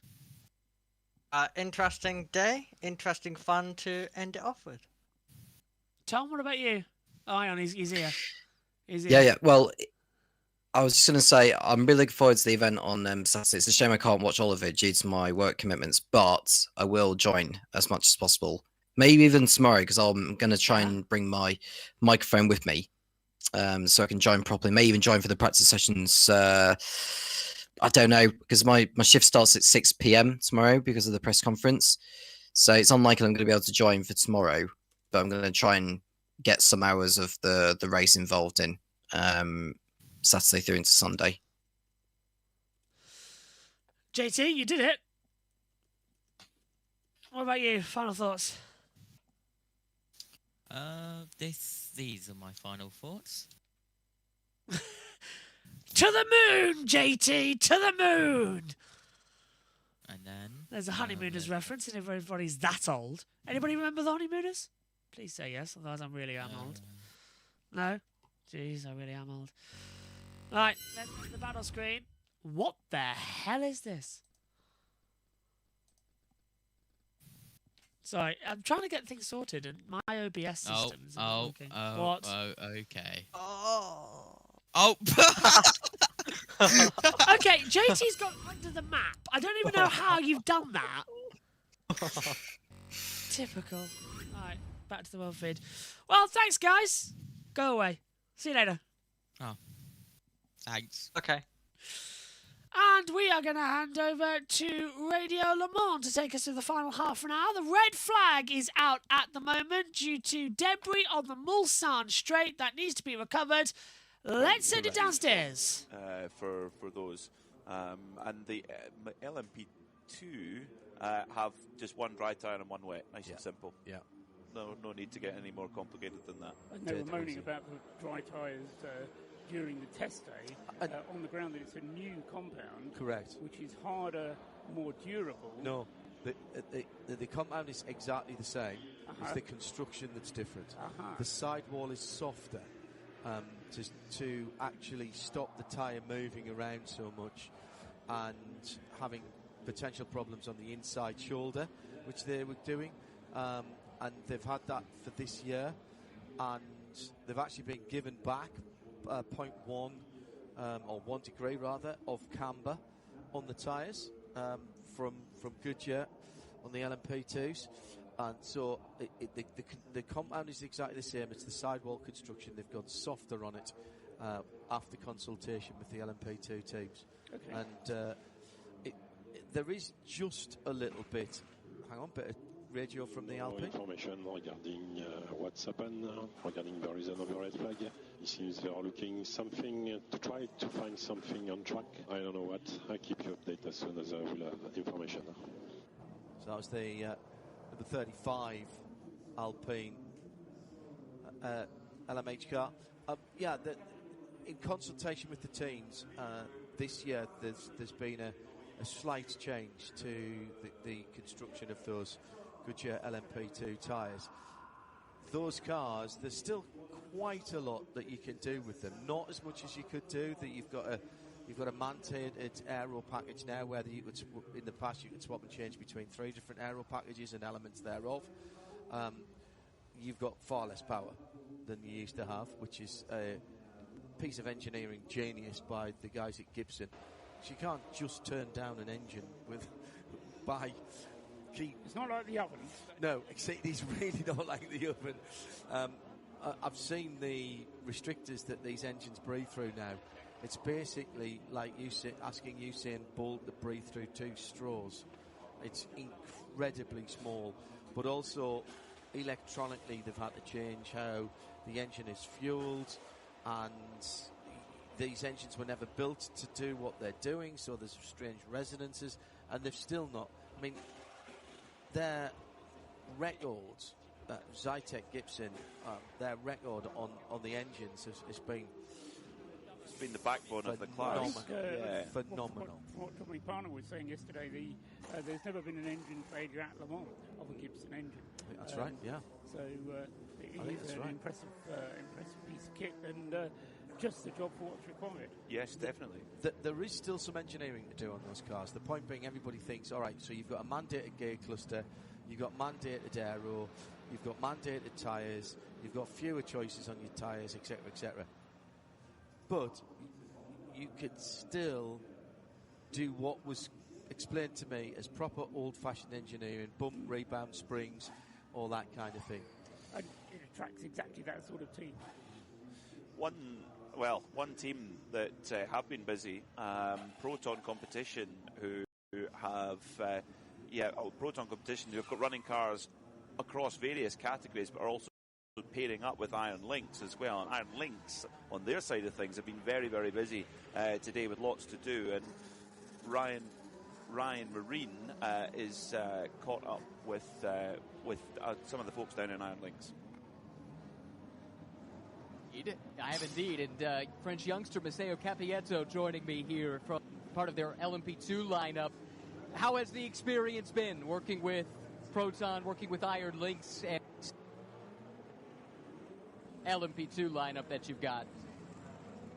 Well, it's been a pleasure for sure. We have a really quick and young lineup. I've had a bit of experience with the team in the past, obviously, with my 1 season and a half at Le Mans. This is my second Le Mans, so it's, let's say, a bit less impressive. It's always super nice and a super experience. And I just love the night. It's super. Let's not say scary, but it's so different. And when you enter the Porsche curves and you don't see the apex when you turn in, it's a bit frightening, and you have that sense of speed that's just 10 times more than in the day. So it's incredible. You say it's frightening, but you have a big smile when you. I think you enjoy the challenge. Exactly. For a driver, it's just the best thing that you can do, because it's raw driving. You drive, you don't see, you trust your instinct, and you see how it goes. This is, as you said, your second 24 hours of Le Mans. How much more relaxed are you? Because you've been through this process once before. You're not going into the unknown. Up to there, I've done it. After 6 hours in the race, this will be new for me. Okay. So, yeah, it's actually quite a new experience if we end up driving more than 6 hours. So, yeah, I'm looking forward to doing the full experience and finishing this time. LMP2, as always, super competitive. Everyone has the same package, so it comes down to execution for the team and for the drivers. How well equipped do you feel you are to challenge for a podium, if not a win? We have done a lot of preparation. I think we are probably one of the most prepared teams. We didn't do on-track testing, but we did a lot of simulator. We had some nice documents that were sent over to prepare for the event. So for sure, we have done our job. The engineers have definitely done their job. So we are ready. We'll see what the race has to deliver. But no, we've done everything we could. Pleasure to meet you. Bonne chance. Merci. Live from trackside, this is Radio Le Mans. The hourly update.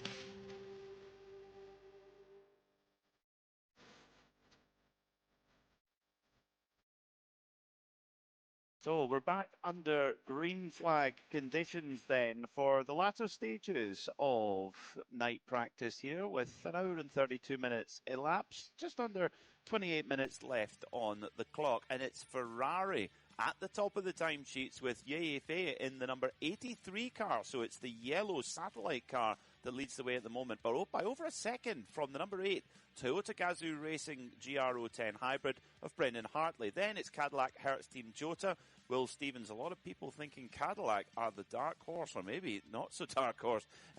Very much obvious with their pace at the front of the field. They sit in third at the moment. Then it's the second of the Ferraris in fourth place, car number 50, Antonio Fuoco, with Mathieu Jamini, the first of the Porsches, car number 5, rounding out the top 5. And then in sixth place, BMW M Team WRT, car number 20, Rennie Rast at the wheel of that car. That is the Shell liveried car in sixth. In LMP2 then, it's the number 199, AO by TF, who have been flying all day. They were quickest in LMP2 qualifying earlier on, getting themselves through to Hyperpole, and they've continued that here into the night practice session. And remember, they are a Pro-Am team. United Autosports, they sit in second with the number 22 car, Renger van de Zande on board right now. Then it's CLX Pure Racing with Tristan Vautier in their number 37 machine. Then it's the second of the Pro-Am LMP2 cars. Rodrigo Sales for TDS Racing sits in fourth in car number 29. Then it's VDS Panis Racing, car 48 in fifth place in class. And rounding out the top 6 in LMP2, it's Mathieu Vaxivière in the number 183 AF Corsa car. That is also a Pro-Am car, so lots of Pro-Am cars up there at the sharp end of LMP2. In the LMGT3 category, at the moment, it's a Lexus 1-2, 87 from 78, with Clement Schmidt in the leading car, and Super Sub Jack Hawksworth, can't believe I'm calling him that, sitting there in second. Then it's Ryan Hardwick in third in the Manthey First Form Porsche. They had a good qualifying session earlier on. Kessel Racing in the first of the Ferraris sits in fourth with Casper Stevenson on board. Then it's the very strongly performing 61 Iron Lynx Mercedes of Martin Berry. Really strong showing from them so far. And then in sixth, it's Zachary Robichon in the number 27 Heart of Racing Aston. That is your hourly update. The hourly update on Radio Le Mans. The track temperature on Radio Le Mans with Mobile One. So at the moment, it's been a high day for track temperatures. We've seen it over 40 degrees at the hottest point of the day. But right now, as we're heading towards midnight, 31.3 degrees Celsius. For long-term engine protection, Toyota Gazoo Racing. Trust Mobile One engine oil. So, will we see any quick times being pushed in before the end of night practice? As we've discussed, it's different than the old days where it's not for grid order. That is being done separately. But we know drivers, they can't help themselves, Paul. I think it will happen, yeah. I mean, we may not get down into the 24s, but I think we'll get some quicker laps at the top end of the field. EPA finally getting out in the number 83 AF Corsa Ferrari. Remember, that car had been, let's say, dominated by Robert Kubica, but he set more laps than anybody else. So EPA now gets his chance behind the wheel of that car. Good news for Porsche fans, the number 6 car, which we think may have at least triggered an element of that red flag whilst the track was cleaned up over at Mulsanne Corner. So the number 6 is back out. Matt Campbell has come out of the pit driving the number 6. The driver who's yet to drive it is Lawrence Vantour. Heard from Greece earlier on, but his big brother Lawrence, driving in the Porsche, is yet to drive in that car, but we may see him out in the remaining 20 minutes of the session. And if not, then he'll have to go out and do his night laps on tomorrow evening when the final 1 hour of night practice will take place. Just a quick note coming in, and I like this one, for the tyre aid memoir at RSL_studio. Use the hashtag 20RLM24. Motorsport calendar says for tyres white at night. Of course, brilliant. White at night? Yeah. Well, not necessarily just at night, though, but that would tend to be when you use them. And actually, with the heat that we're seeing, will actually the temperatures drop to the point where the soft would be the tyre to go on? Well, if the track temperature as it is now 31 is still 31, the Mobile One track temperature is still 31.5. That I'm not sure you want to be banging the softs on quite yet. It'd be you want that to come down a bit more.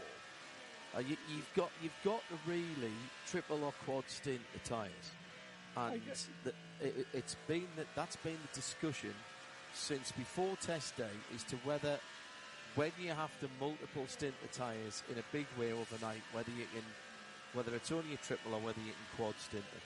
Yes, I mean, it was quite interesting listening to Nico Molina when he was talking to Nick about that, because Nick kind of went a little bit deeper into the problem as Nick always does. But he got Miguel to actually talk quite a lot about the tyres, and I believe him when he said he didn't really know. There's not enough data yet. I agree. And totally agree. You want to go out, you want to try them in this kind of temperature. If they wear out after 20 laps, then you know that if the temperatures are this high race night, Saturday night into Sunday, you're not going to be able to use the soft tyres. Yeah. However, if the temperatures drop by another 10 degrees, as some people are suggesting they will in the night of Saturday into Sunday, then you know at least you can definitely do 20 laps, so you can probably do 35 or 40. And that can be long enough to do the double stint or the triple stint that you may want to do. Now, we were saying yesterday, Johnny and I, the tyre allocation for the race is a relatively generous one, in that for the race you get 56 tyres. So that's... and that starts from the start of the race. Yeah. Right. Yes, doesn't count the warm-up and doesn't count the lap to the grid. It's from the green light going out at the start of the race. So you have 14 sets of tyres. You don't necessarily need to use all of those, because if you can triple stint during the night and you end up kind of with tyres in hand, then you have the option on Sunday morning. Remember, Sunday morning leads into Sunday afternoon. The race doesn't finish till 4 o'clock in the afternoon. It's going to get hot by then. Yep. Then you can start to do the tyre change at every stop. Because if you haven't done the hard work during the night, then you don't have the flexibility to do that during the following morning. Interestingly, at Daytona, we saw another Daytona when I don't think anybody used the soft tyres at all, and it was nowhere near as warm as it is going to be here. Okay. Normally, IMSA don't have Michelin don't like us calling them soft, medium and hard. That they are temperature dependent, aren't they? But effectively, that's the easiest way to remember what they are. And where they would get used. And normally we don't use, and we only have one compound. But for Daytona, for the last couple of years, we've had the option of the two compounds and using the slightly softer compound for the colder weather. 1 year, was that 2 years ago, Peter, when we could only use it from 7 till 7. 8 till 8, 7 till 7, yeah. That's right, yeah. And I think the first year we had that, only Wayne Taylor used them on the then Acuras, and I don't think anybody used them at all this year. And it was, as I say, it was way colder than it's going to be here overnight. Yeah, and I think interestingly, just as we were getting back to green flag conditions, I noticed that one of the Aston Martin Valkyries had the softs on. This is the perfect time to try to see if they're going to work or not, or maybe there's not enough time to run a stint to get that information, but that's going to be one of the big talking points. And of course, is it going to be as hot as it has been today? It has been very warm today. Is it going to be as warm on race day? That's the question we don't know yet. And regardless of the forecast, you've got to then worry about what's actually happening. You have to react to what's actually happening regardless of what the forecast says. If it would rain during the race, then wet tyres are not calculated within the 14 sets. So if you can do a stint on wet tyres, then that doesn't count against your allocation. Well, I'm from Scotland, and I do like a buy one get one free deal, and that is exactly what Ryan Marine has delivered up for this CrowdStrike Pit Lane Report. Yeah, how about a double course here? We've got Tom us here, Tom Blunkus and Tristan Vautier from CLX Pure Racing. That means Alex Malik will be in the car right now. Step a little bit towards the front of the garage, guys, to get a little bit better signal here. But Tom, we'll start with you. You're already in your civvies, so you've been done for a little bit, I take it. Yeah, I mean, I went in second. Alex started the session, trying to give him as many laps as possible, obviously, before Saturday. I jumped in second. It's always great being here, obviously. To event and stuff before tomorrow, but so far it's been fine. No issues, no big dramas. We managed to just sneak through for the hyperpole, but so we can work on that a little bit tomorrow. But just going through our paces, making sure Alex, gets as much experience as possible in the LMP2 car. And Tristan, when you got out of the car just a couple of moments ago, you guys were third fastest in LMP2. As Tom said, quick enough to get through to hyperpole, looking ahead to qualifying to set the grid. So how do you feel about your chances for a good starting position and then perhaps a good finishing position? Yeah, I mean, we think we're okay. We maybe don't have the pace for pole, but maybe, top 5 or somewhere in that area. But to be fair, we're focusing more on the race, although we'd like to make it to hyperpole and have a good starting position. It's a long race, and I think the race car is much more important than shining just in quali. But it's been a bit of a bumpy day, but we made it through by one spot, luckily. Got a bit unlucky with that red flag, but Tom was on a good lap. But anyways, we're in. And I think we have something good enough for tomorrow to advance if we put it together when it matters. Alex was so good last year in LMGT3, but now experiencing a downforce car for the first time. What have you been working with him on as he gets up to speed? I guess he did do Asian Le Mans, but at least here at Le Mans. I mean, he's a quick learner. He's a hard worker. I mean, he's got natural gift, and on top of it, he works really hard. So he's been improving really quick. He's getting fairly close to us and getting close to the experienced silvers. So it's a big jump for him because he gets to learn a new car and he gets to be bumped from bronze to silver and fight against silvers. We've been in that car for a few years, so far he's doing really good. I mean, we're giving him as many laps as we can. That's why he's back out tonight. And hopefully the three of us are close together in the race and we can have a strong result. And Tom, we'll close with you. It seems like there's great camaraderie within this team. How important is it over the course of a long season, but especially a long race like this one? Yeah, it's really important. I mean, I've raced against Tristan, over in IMSA for a couple of years. But it's the first time we're working, sharing the car. It's been really good, we've both been in this sport long enough, experienced enough that, we don't need to prove anything. So that helps a lot in this, endurance racing. You really have to work as a team. There's a lot of sacrifice, Unfortunately for Tristan, he's ended up with the short end of the stick today and, not been unlucky with red flags and timings and stuff and not had as many laps as for example, me or Alex. But, hopefully tomorrow we can fix that. But yeah, it's super important. If obviously he's experienced and got a good head on to deal with those sorts of moments when it doesn't go your way, right? In terms of he wants to get as many laps as possible. We need him to get as many laps as possible for the race because everyone needs to cycle through the car. So yeah, it's always difficult, but you just gotta like I said, there's always a compromise here in this endurance racing. You just gotta be ready for it, and so having no egos is definitely a good thing. Thank you both. Thank you. Thanks, mate. Thanks. The disqualification has been confirmed for Porsche Penske Motorsport number 6. It is in the results notice board, and I will tell you exactly what it said. This is decision number 66.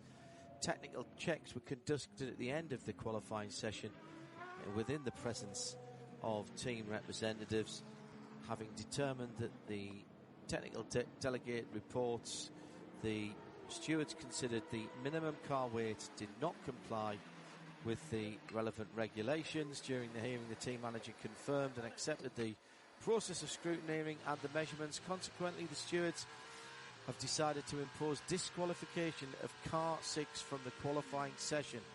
The car 6 will start at the back of the grid of his category, according to. As a result, the stewards have decided that competitors classified behind car 6 at the end of the qualifying session will be moved up in accordance with the relative articles. So disqualified for underweight for the number 6 Porsche Penske Motorsport. That is decision number 66. We were talking about this as long as everything went through at the end of the session, Paul. It did not, and therefore we have a change in the Hypercar Hyperpole 1 for tomorrow evening. Much cheering amongst the Aston Martin Valkyrie Much cheering team. in the marches. in War Pagnell, yes. So, no, good news for Aston Martin, bad news for Porsche, who just had to push the car back into the garage again. The car already having been in the garage to have some damage repaired, which caused sufficient debris to be thrown up on the track coming down from Mulsanne We didn't corner. find out what caused that, whether it was a tyre or contact or... No, we didn't, but I'm sure one of our pit lane reporters will be compiling his CrowdStrike report as we speak, and we'll try and bring us some information. But not a good day for that number 6 car, but it's only been excluded from the qualifying session. It's not been excluded from the meeting, so it could have been worse. And... well, these things do happen.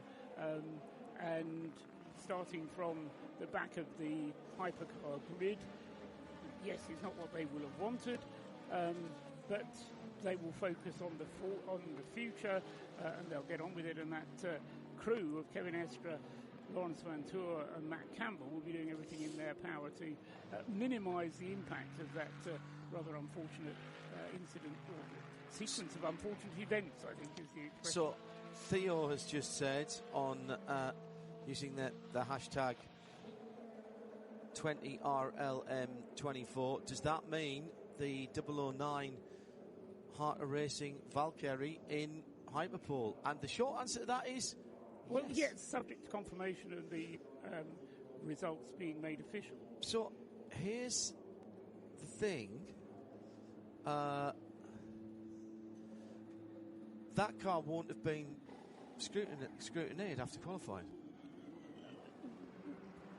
That I can't say.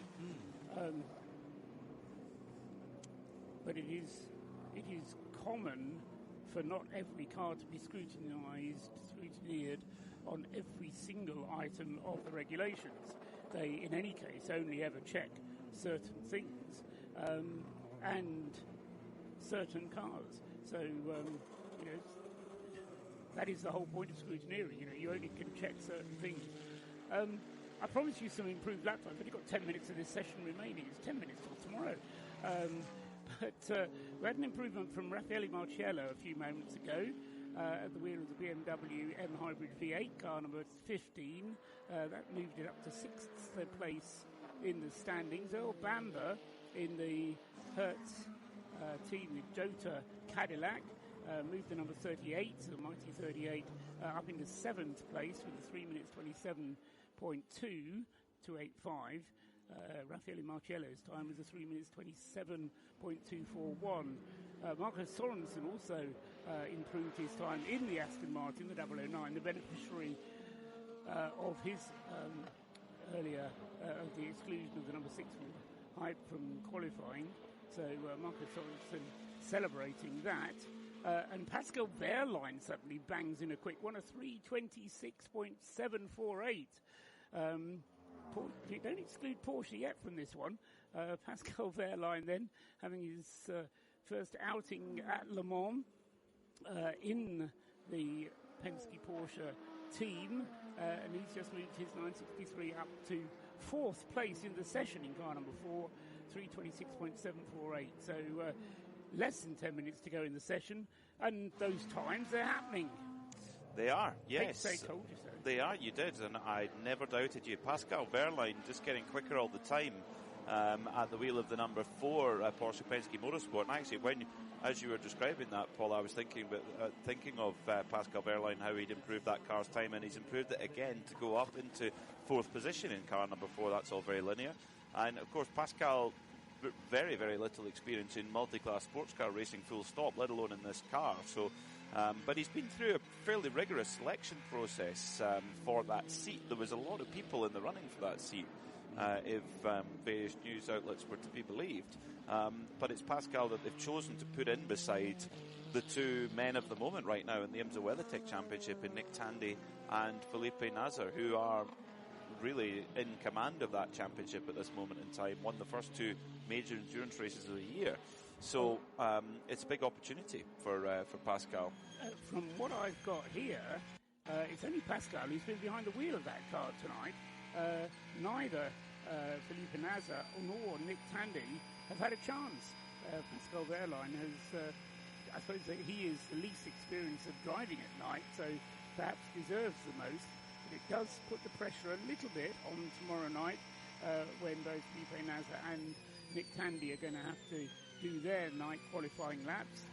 But Pascal certainly getting used to night driving, and we often find, and John Hindhoff will have appreciated this fact, once you get used to night driving, John, you can go just as quickly at night as you can during the daytime, and some drivers say they find it easier to concentrate.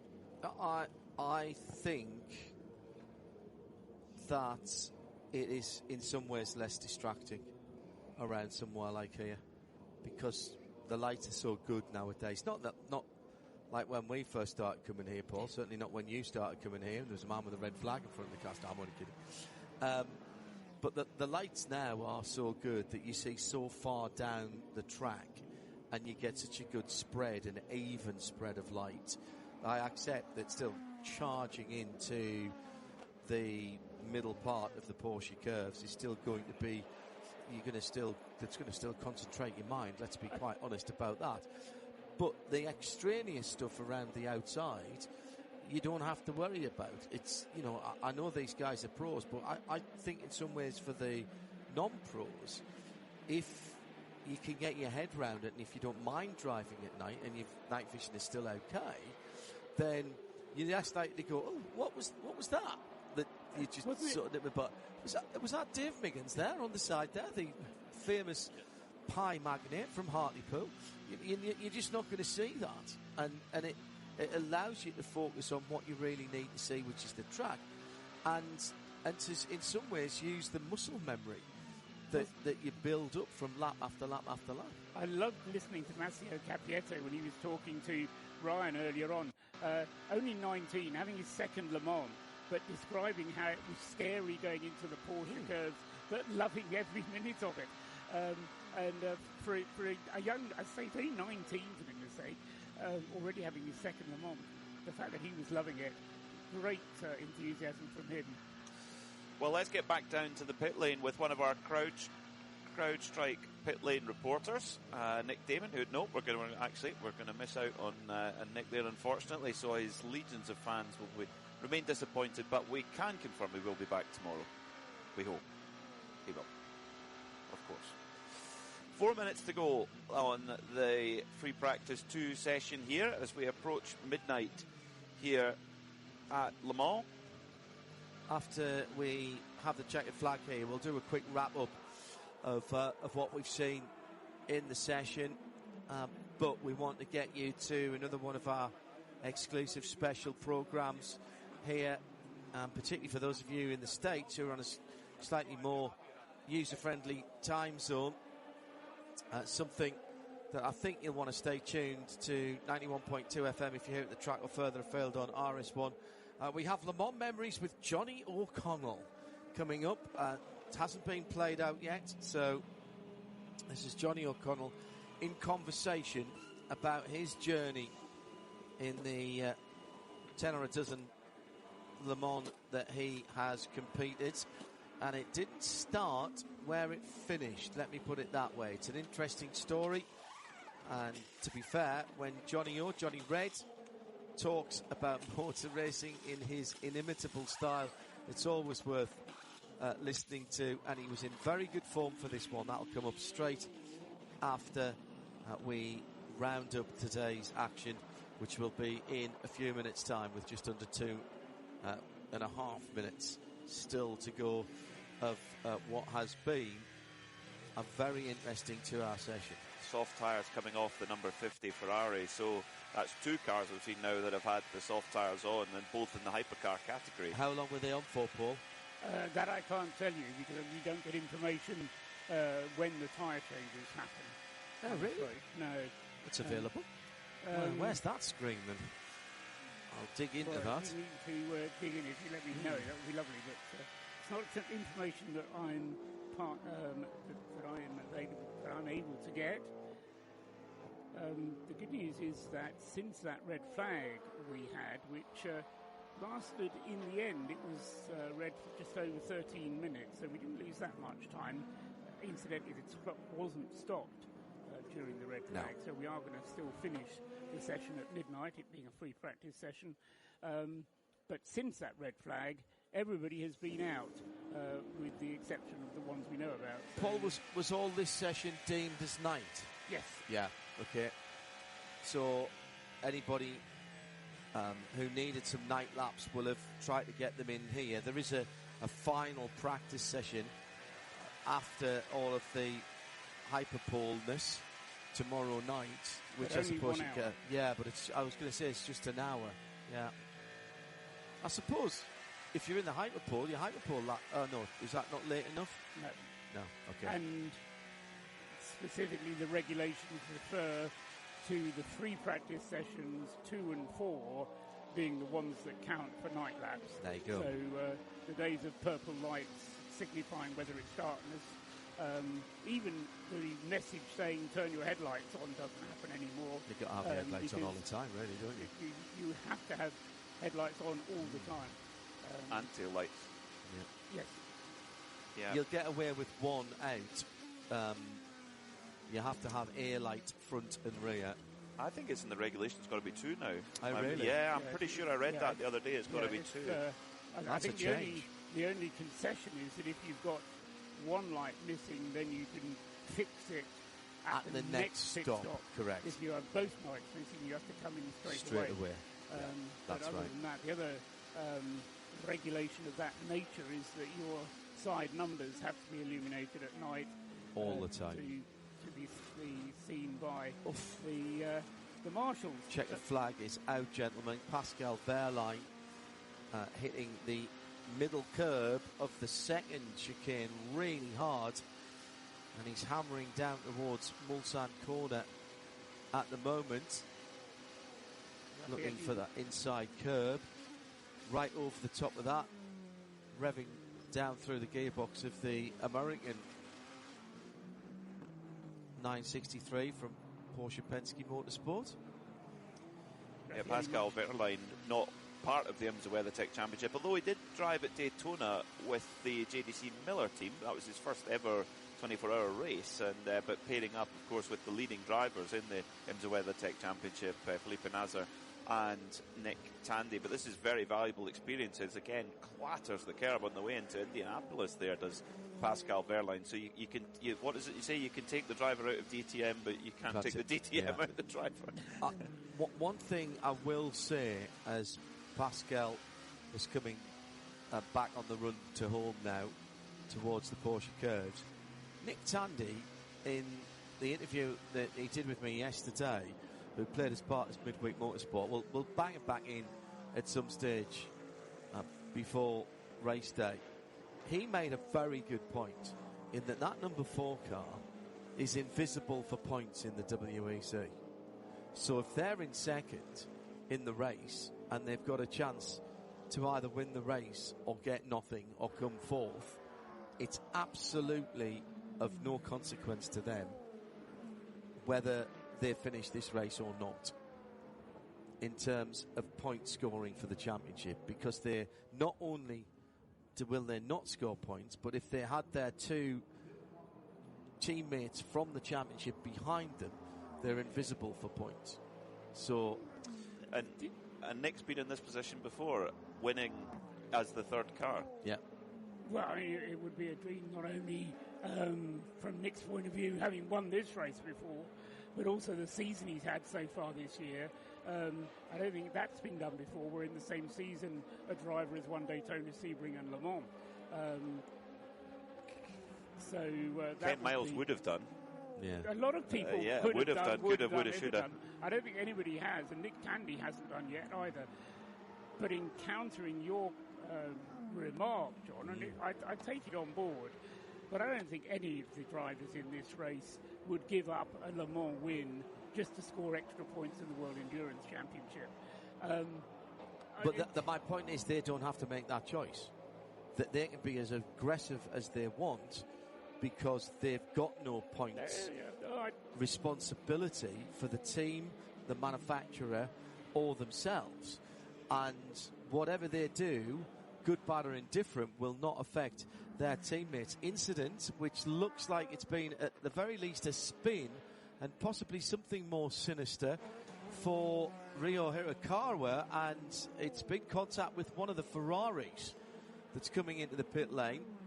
Double yellows down at Ford Chicane.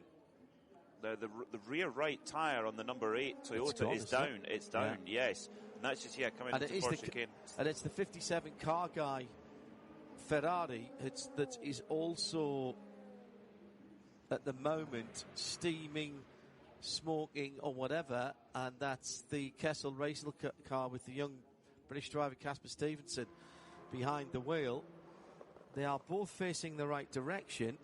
Rio isn't moving, and I think the tyre is off that rim on the right rear of that, Peter. What do you reckon? It's certainly not where it should be. It's been in the gravel, hasn't it? It's not where it should be at all. And I wonder if there's been a disagreement that all the cars are streaming past the yellow Ferrari on the pit lane entry road. So I wonder if there's been a misunderstanding going into the pits. Of course, it's after the checkered flag. So it was coming to the checkered flag for them. Yeah. And that tyre's gone completely from the rear of the... That was contact. There was another car involved there, and it was nearly more heavy contact. So I have a horrible feeling that the tyre maybe would have gone before. No, I think the Ferrari didn't see the Toyota coming. The Casper Stevenson Ferrari, and just moved over to the left, and there was no room for the Toyota at all. I think the gap was there, and he was, Rio Hirakawa was already committed. Just unfortunate racing incident, and of course he just let through an LMP2. Maybe he didn't realise there was two sets of headlights there. It's the last lap of the day. It's a long week. Everyone's tired already. Yeah, the mechanics, I'm sure, will be groaning because they've now got a lot of work to do. But now what's interesting about that is surely the damage on the Ferrari should have been on the left-hand side, and it's the right rear suspension that's broken on the Ferrari. That must have been either a secondary contact, or as it spun, but the tyre ripped completely from Rio Hirakawa's right rear. Strange. Yeah, strange one there towards the end of, right at the end of night practice. That'll be something that I'm sure Race Control will investigate, and indeed they have. That's just come up on our timing screens in the Ford Performance studio. So we will find out the outcome of that, if there is an outcome of that, in the morning. So how do we assess what we've... Hang on, let's have a listen to Rio. Mind, it looks like one of the rear rims is broken. So come back very slowly, please. Yeah, you see, they were listening to us. Do you get FM rate, 91.2 FM in a GR010? Everyone have asked us. I hope so. Yeah, it's written in the regulations. Frankly, if they're not listening, they'll be listening on the pit wall. And if they're not, they're missing out.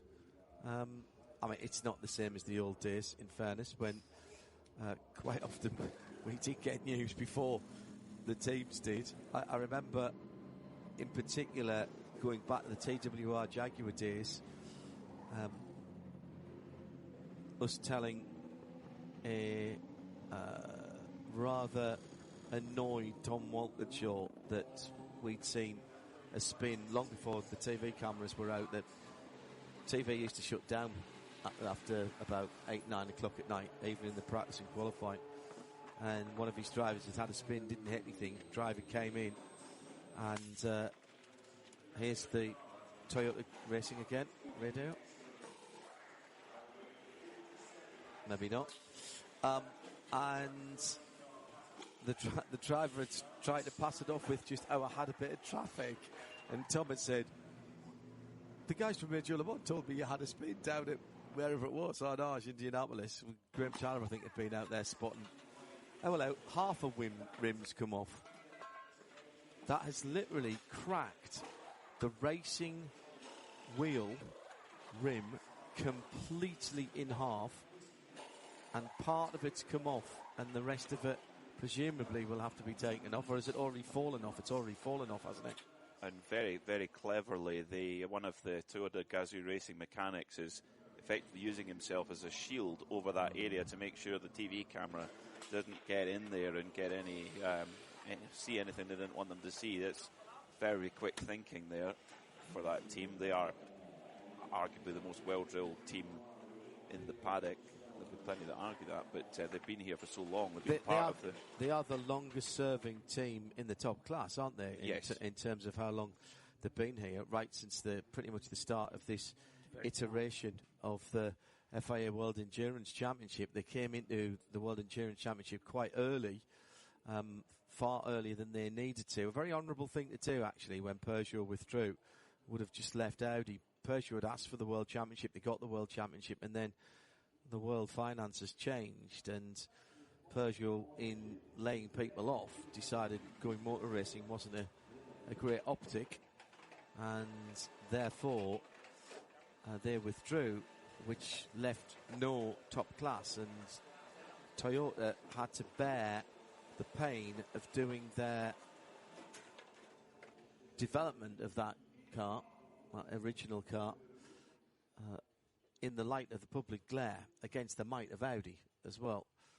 They deserve. I still don't think Toyota have had enough credit for that, because without that, the World Endurance Championship, as we know now, wouldn't have even got started. The car guide car, Peter, looks like it's going to need a little assistance. I think so. Yeah, looks like it. Unfortunately, it was quite a big impact, and yeah, both cars are going to have a lot of repair work overnight. So, what lessons have we learned? What questions have we answered? Paul Trustwell, we do know something, and we can say on a Wednesday that we have some absolutes, and that is we know who's going forward into the Hyperpole sessions tomorrow. Yes, and obviously that is something that we knew we were going to know, if you know what I mean. Yes.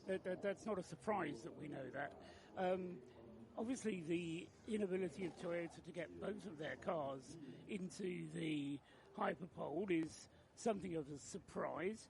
And indeed, the pace of Mike Conway in that night qualifying session wasn't really anything to write home about. He ended up 14th fastest. Rio Hikara was quickest, though, doing the race runs. Okay. In that session, which is interesting. Yes, and he finished up second quickest in the times overall. He did a 6-lap stint towards the end of the session there, having taken the car over from Brendan Hartley, who was the kind of middle driver, Sebastian Buemi, the driver who set the time in the Toyota number 8. Right, sorry, yes. But that car was quickest ahead of the car that was quickest in the practice in the qualifying session. Yes, yeah.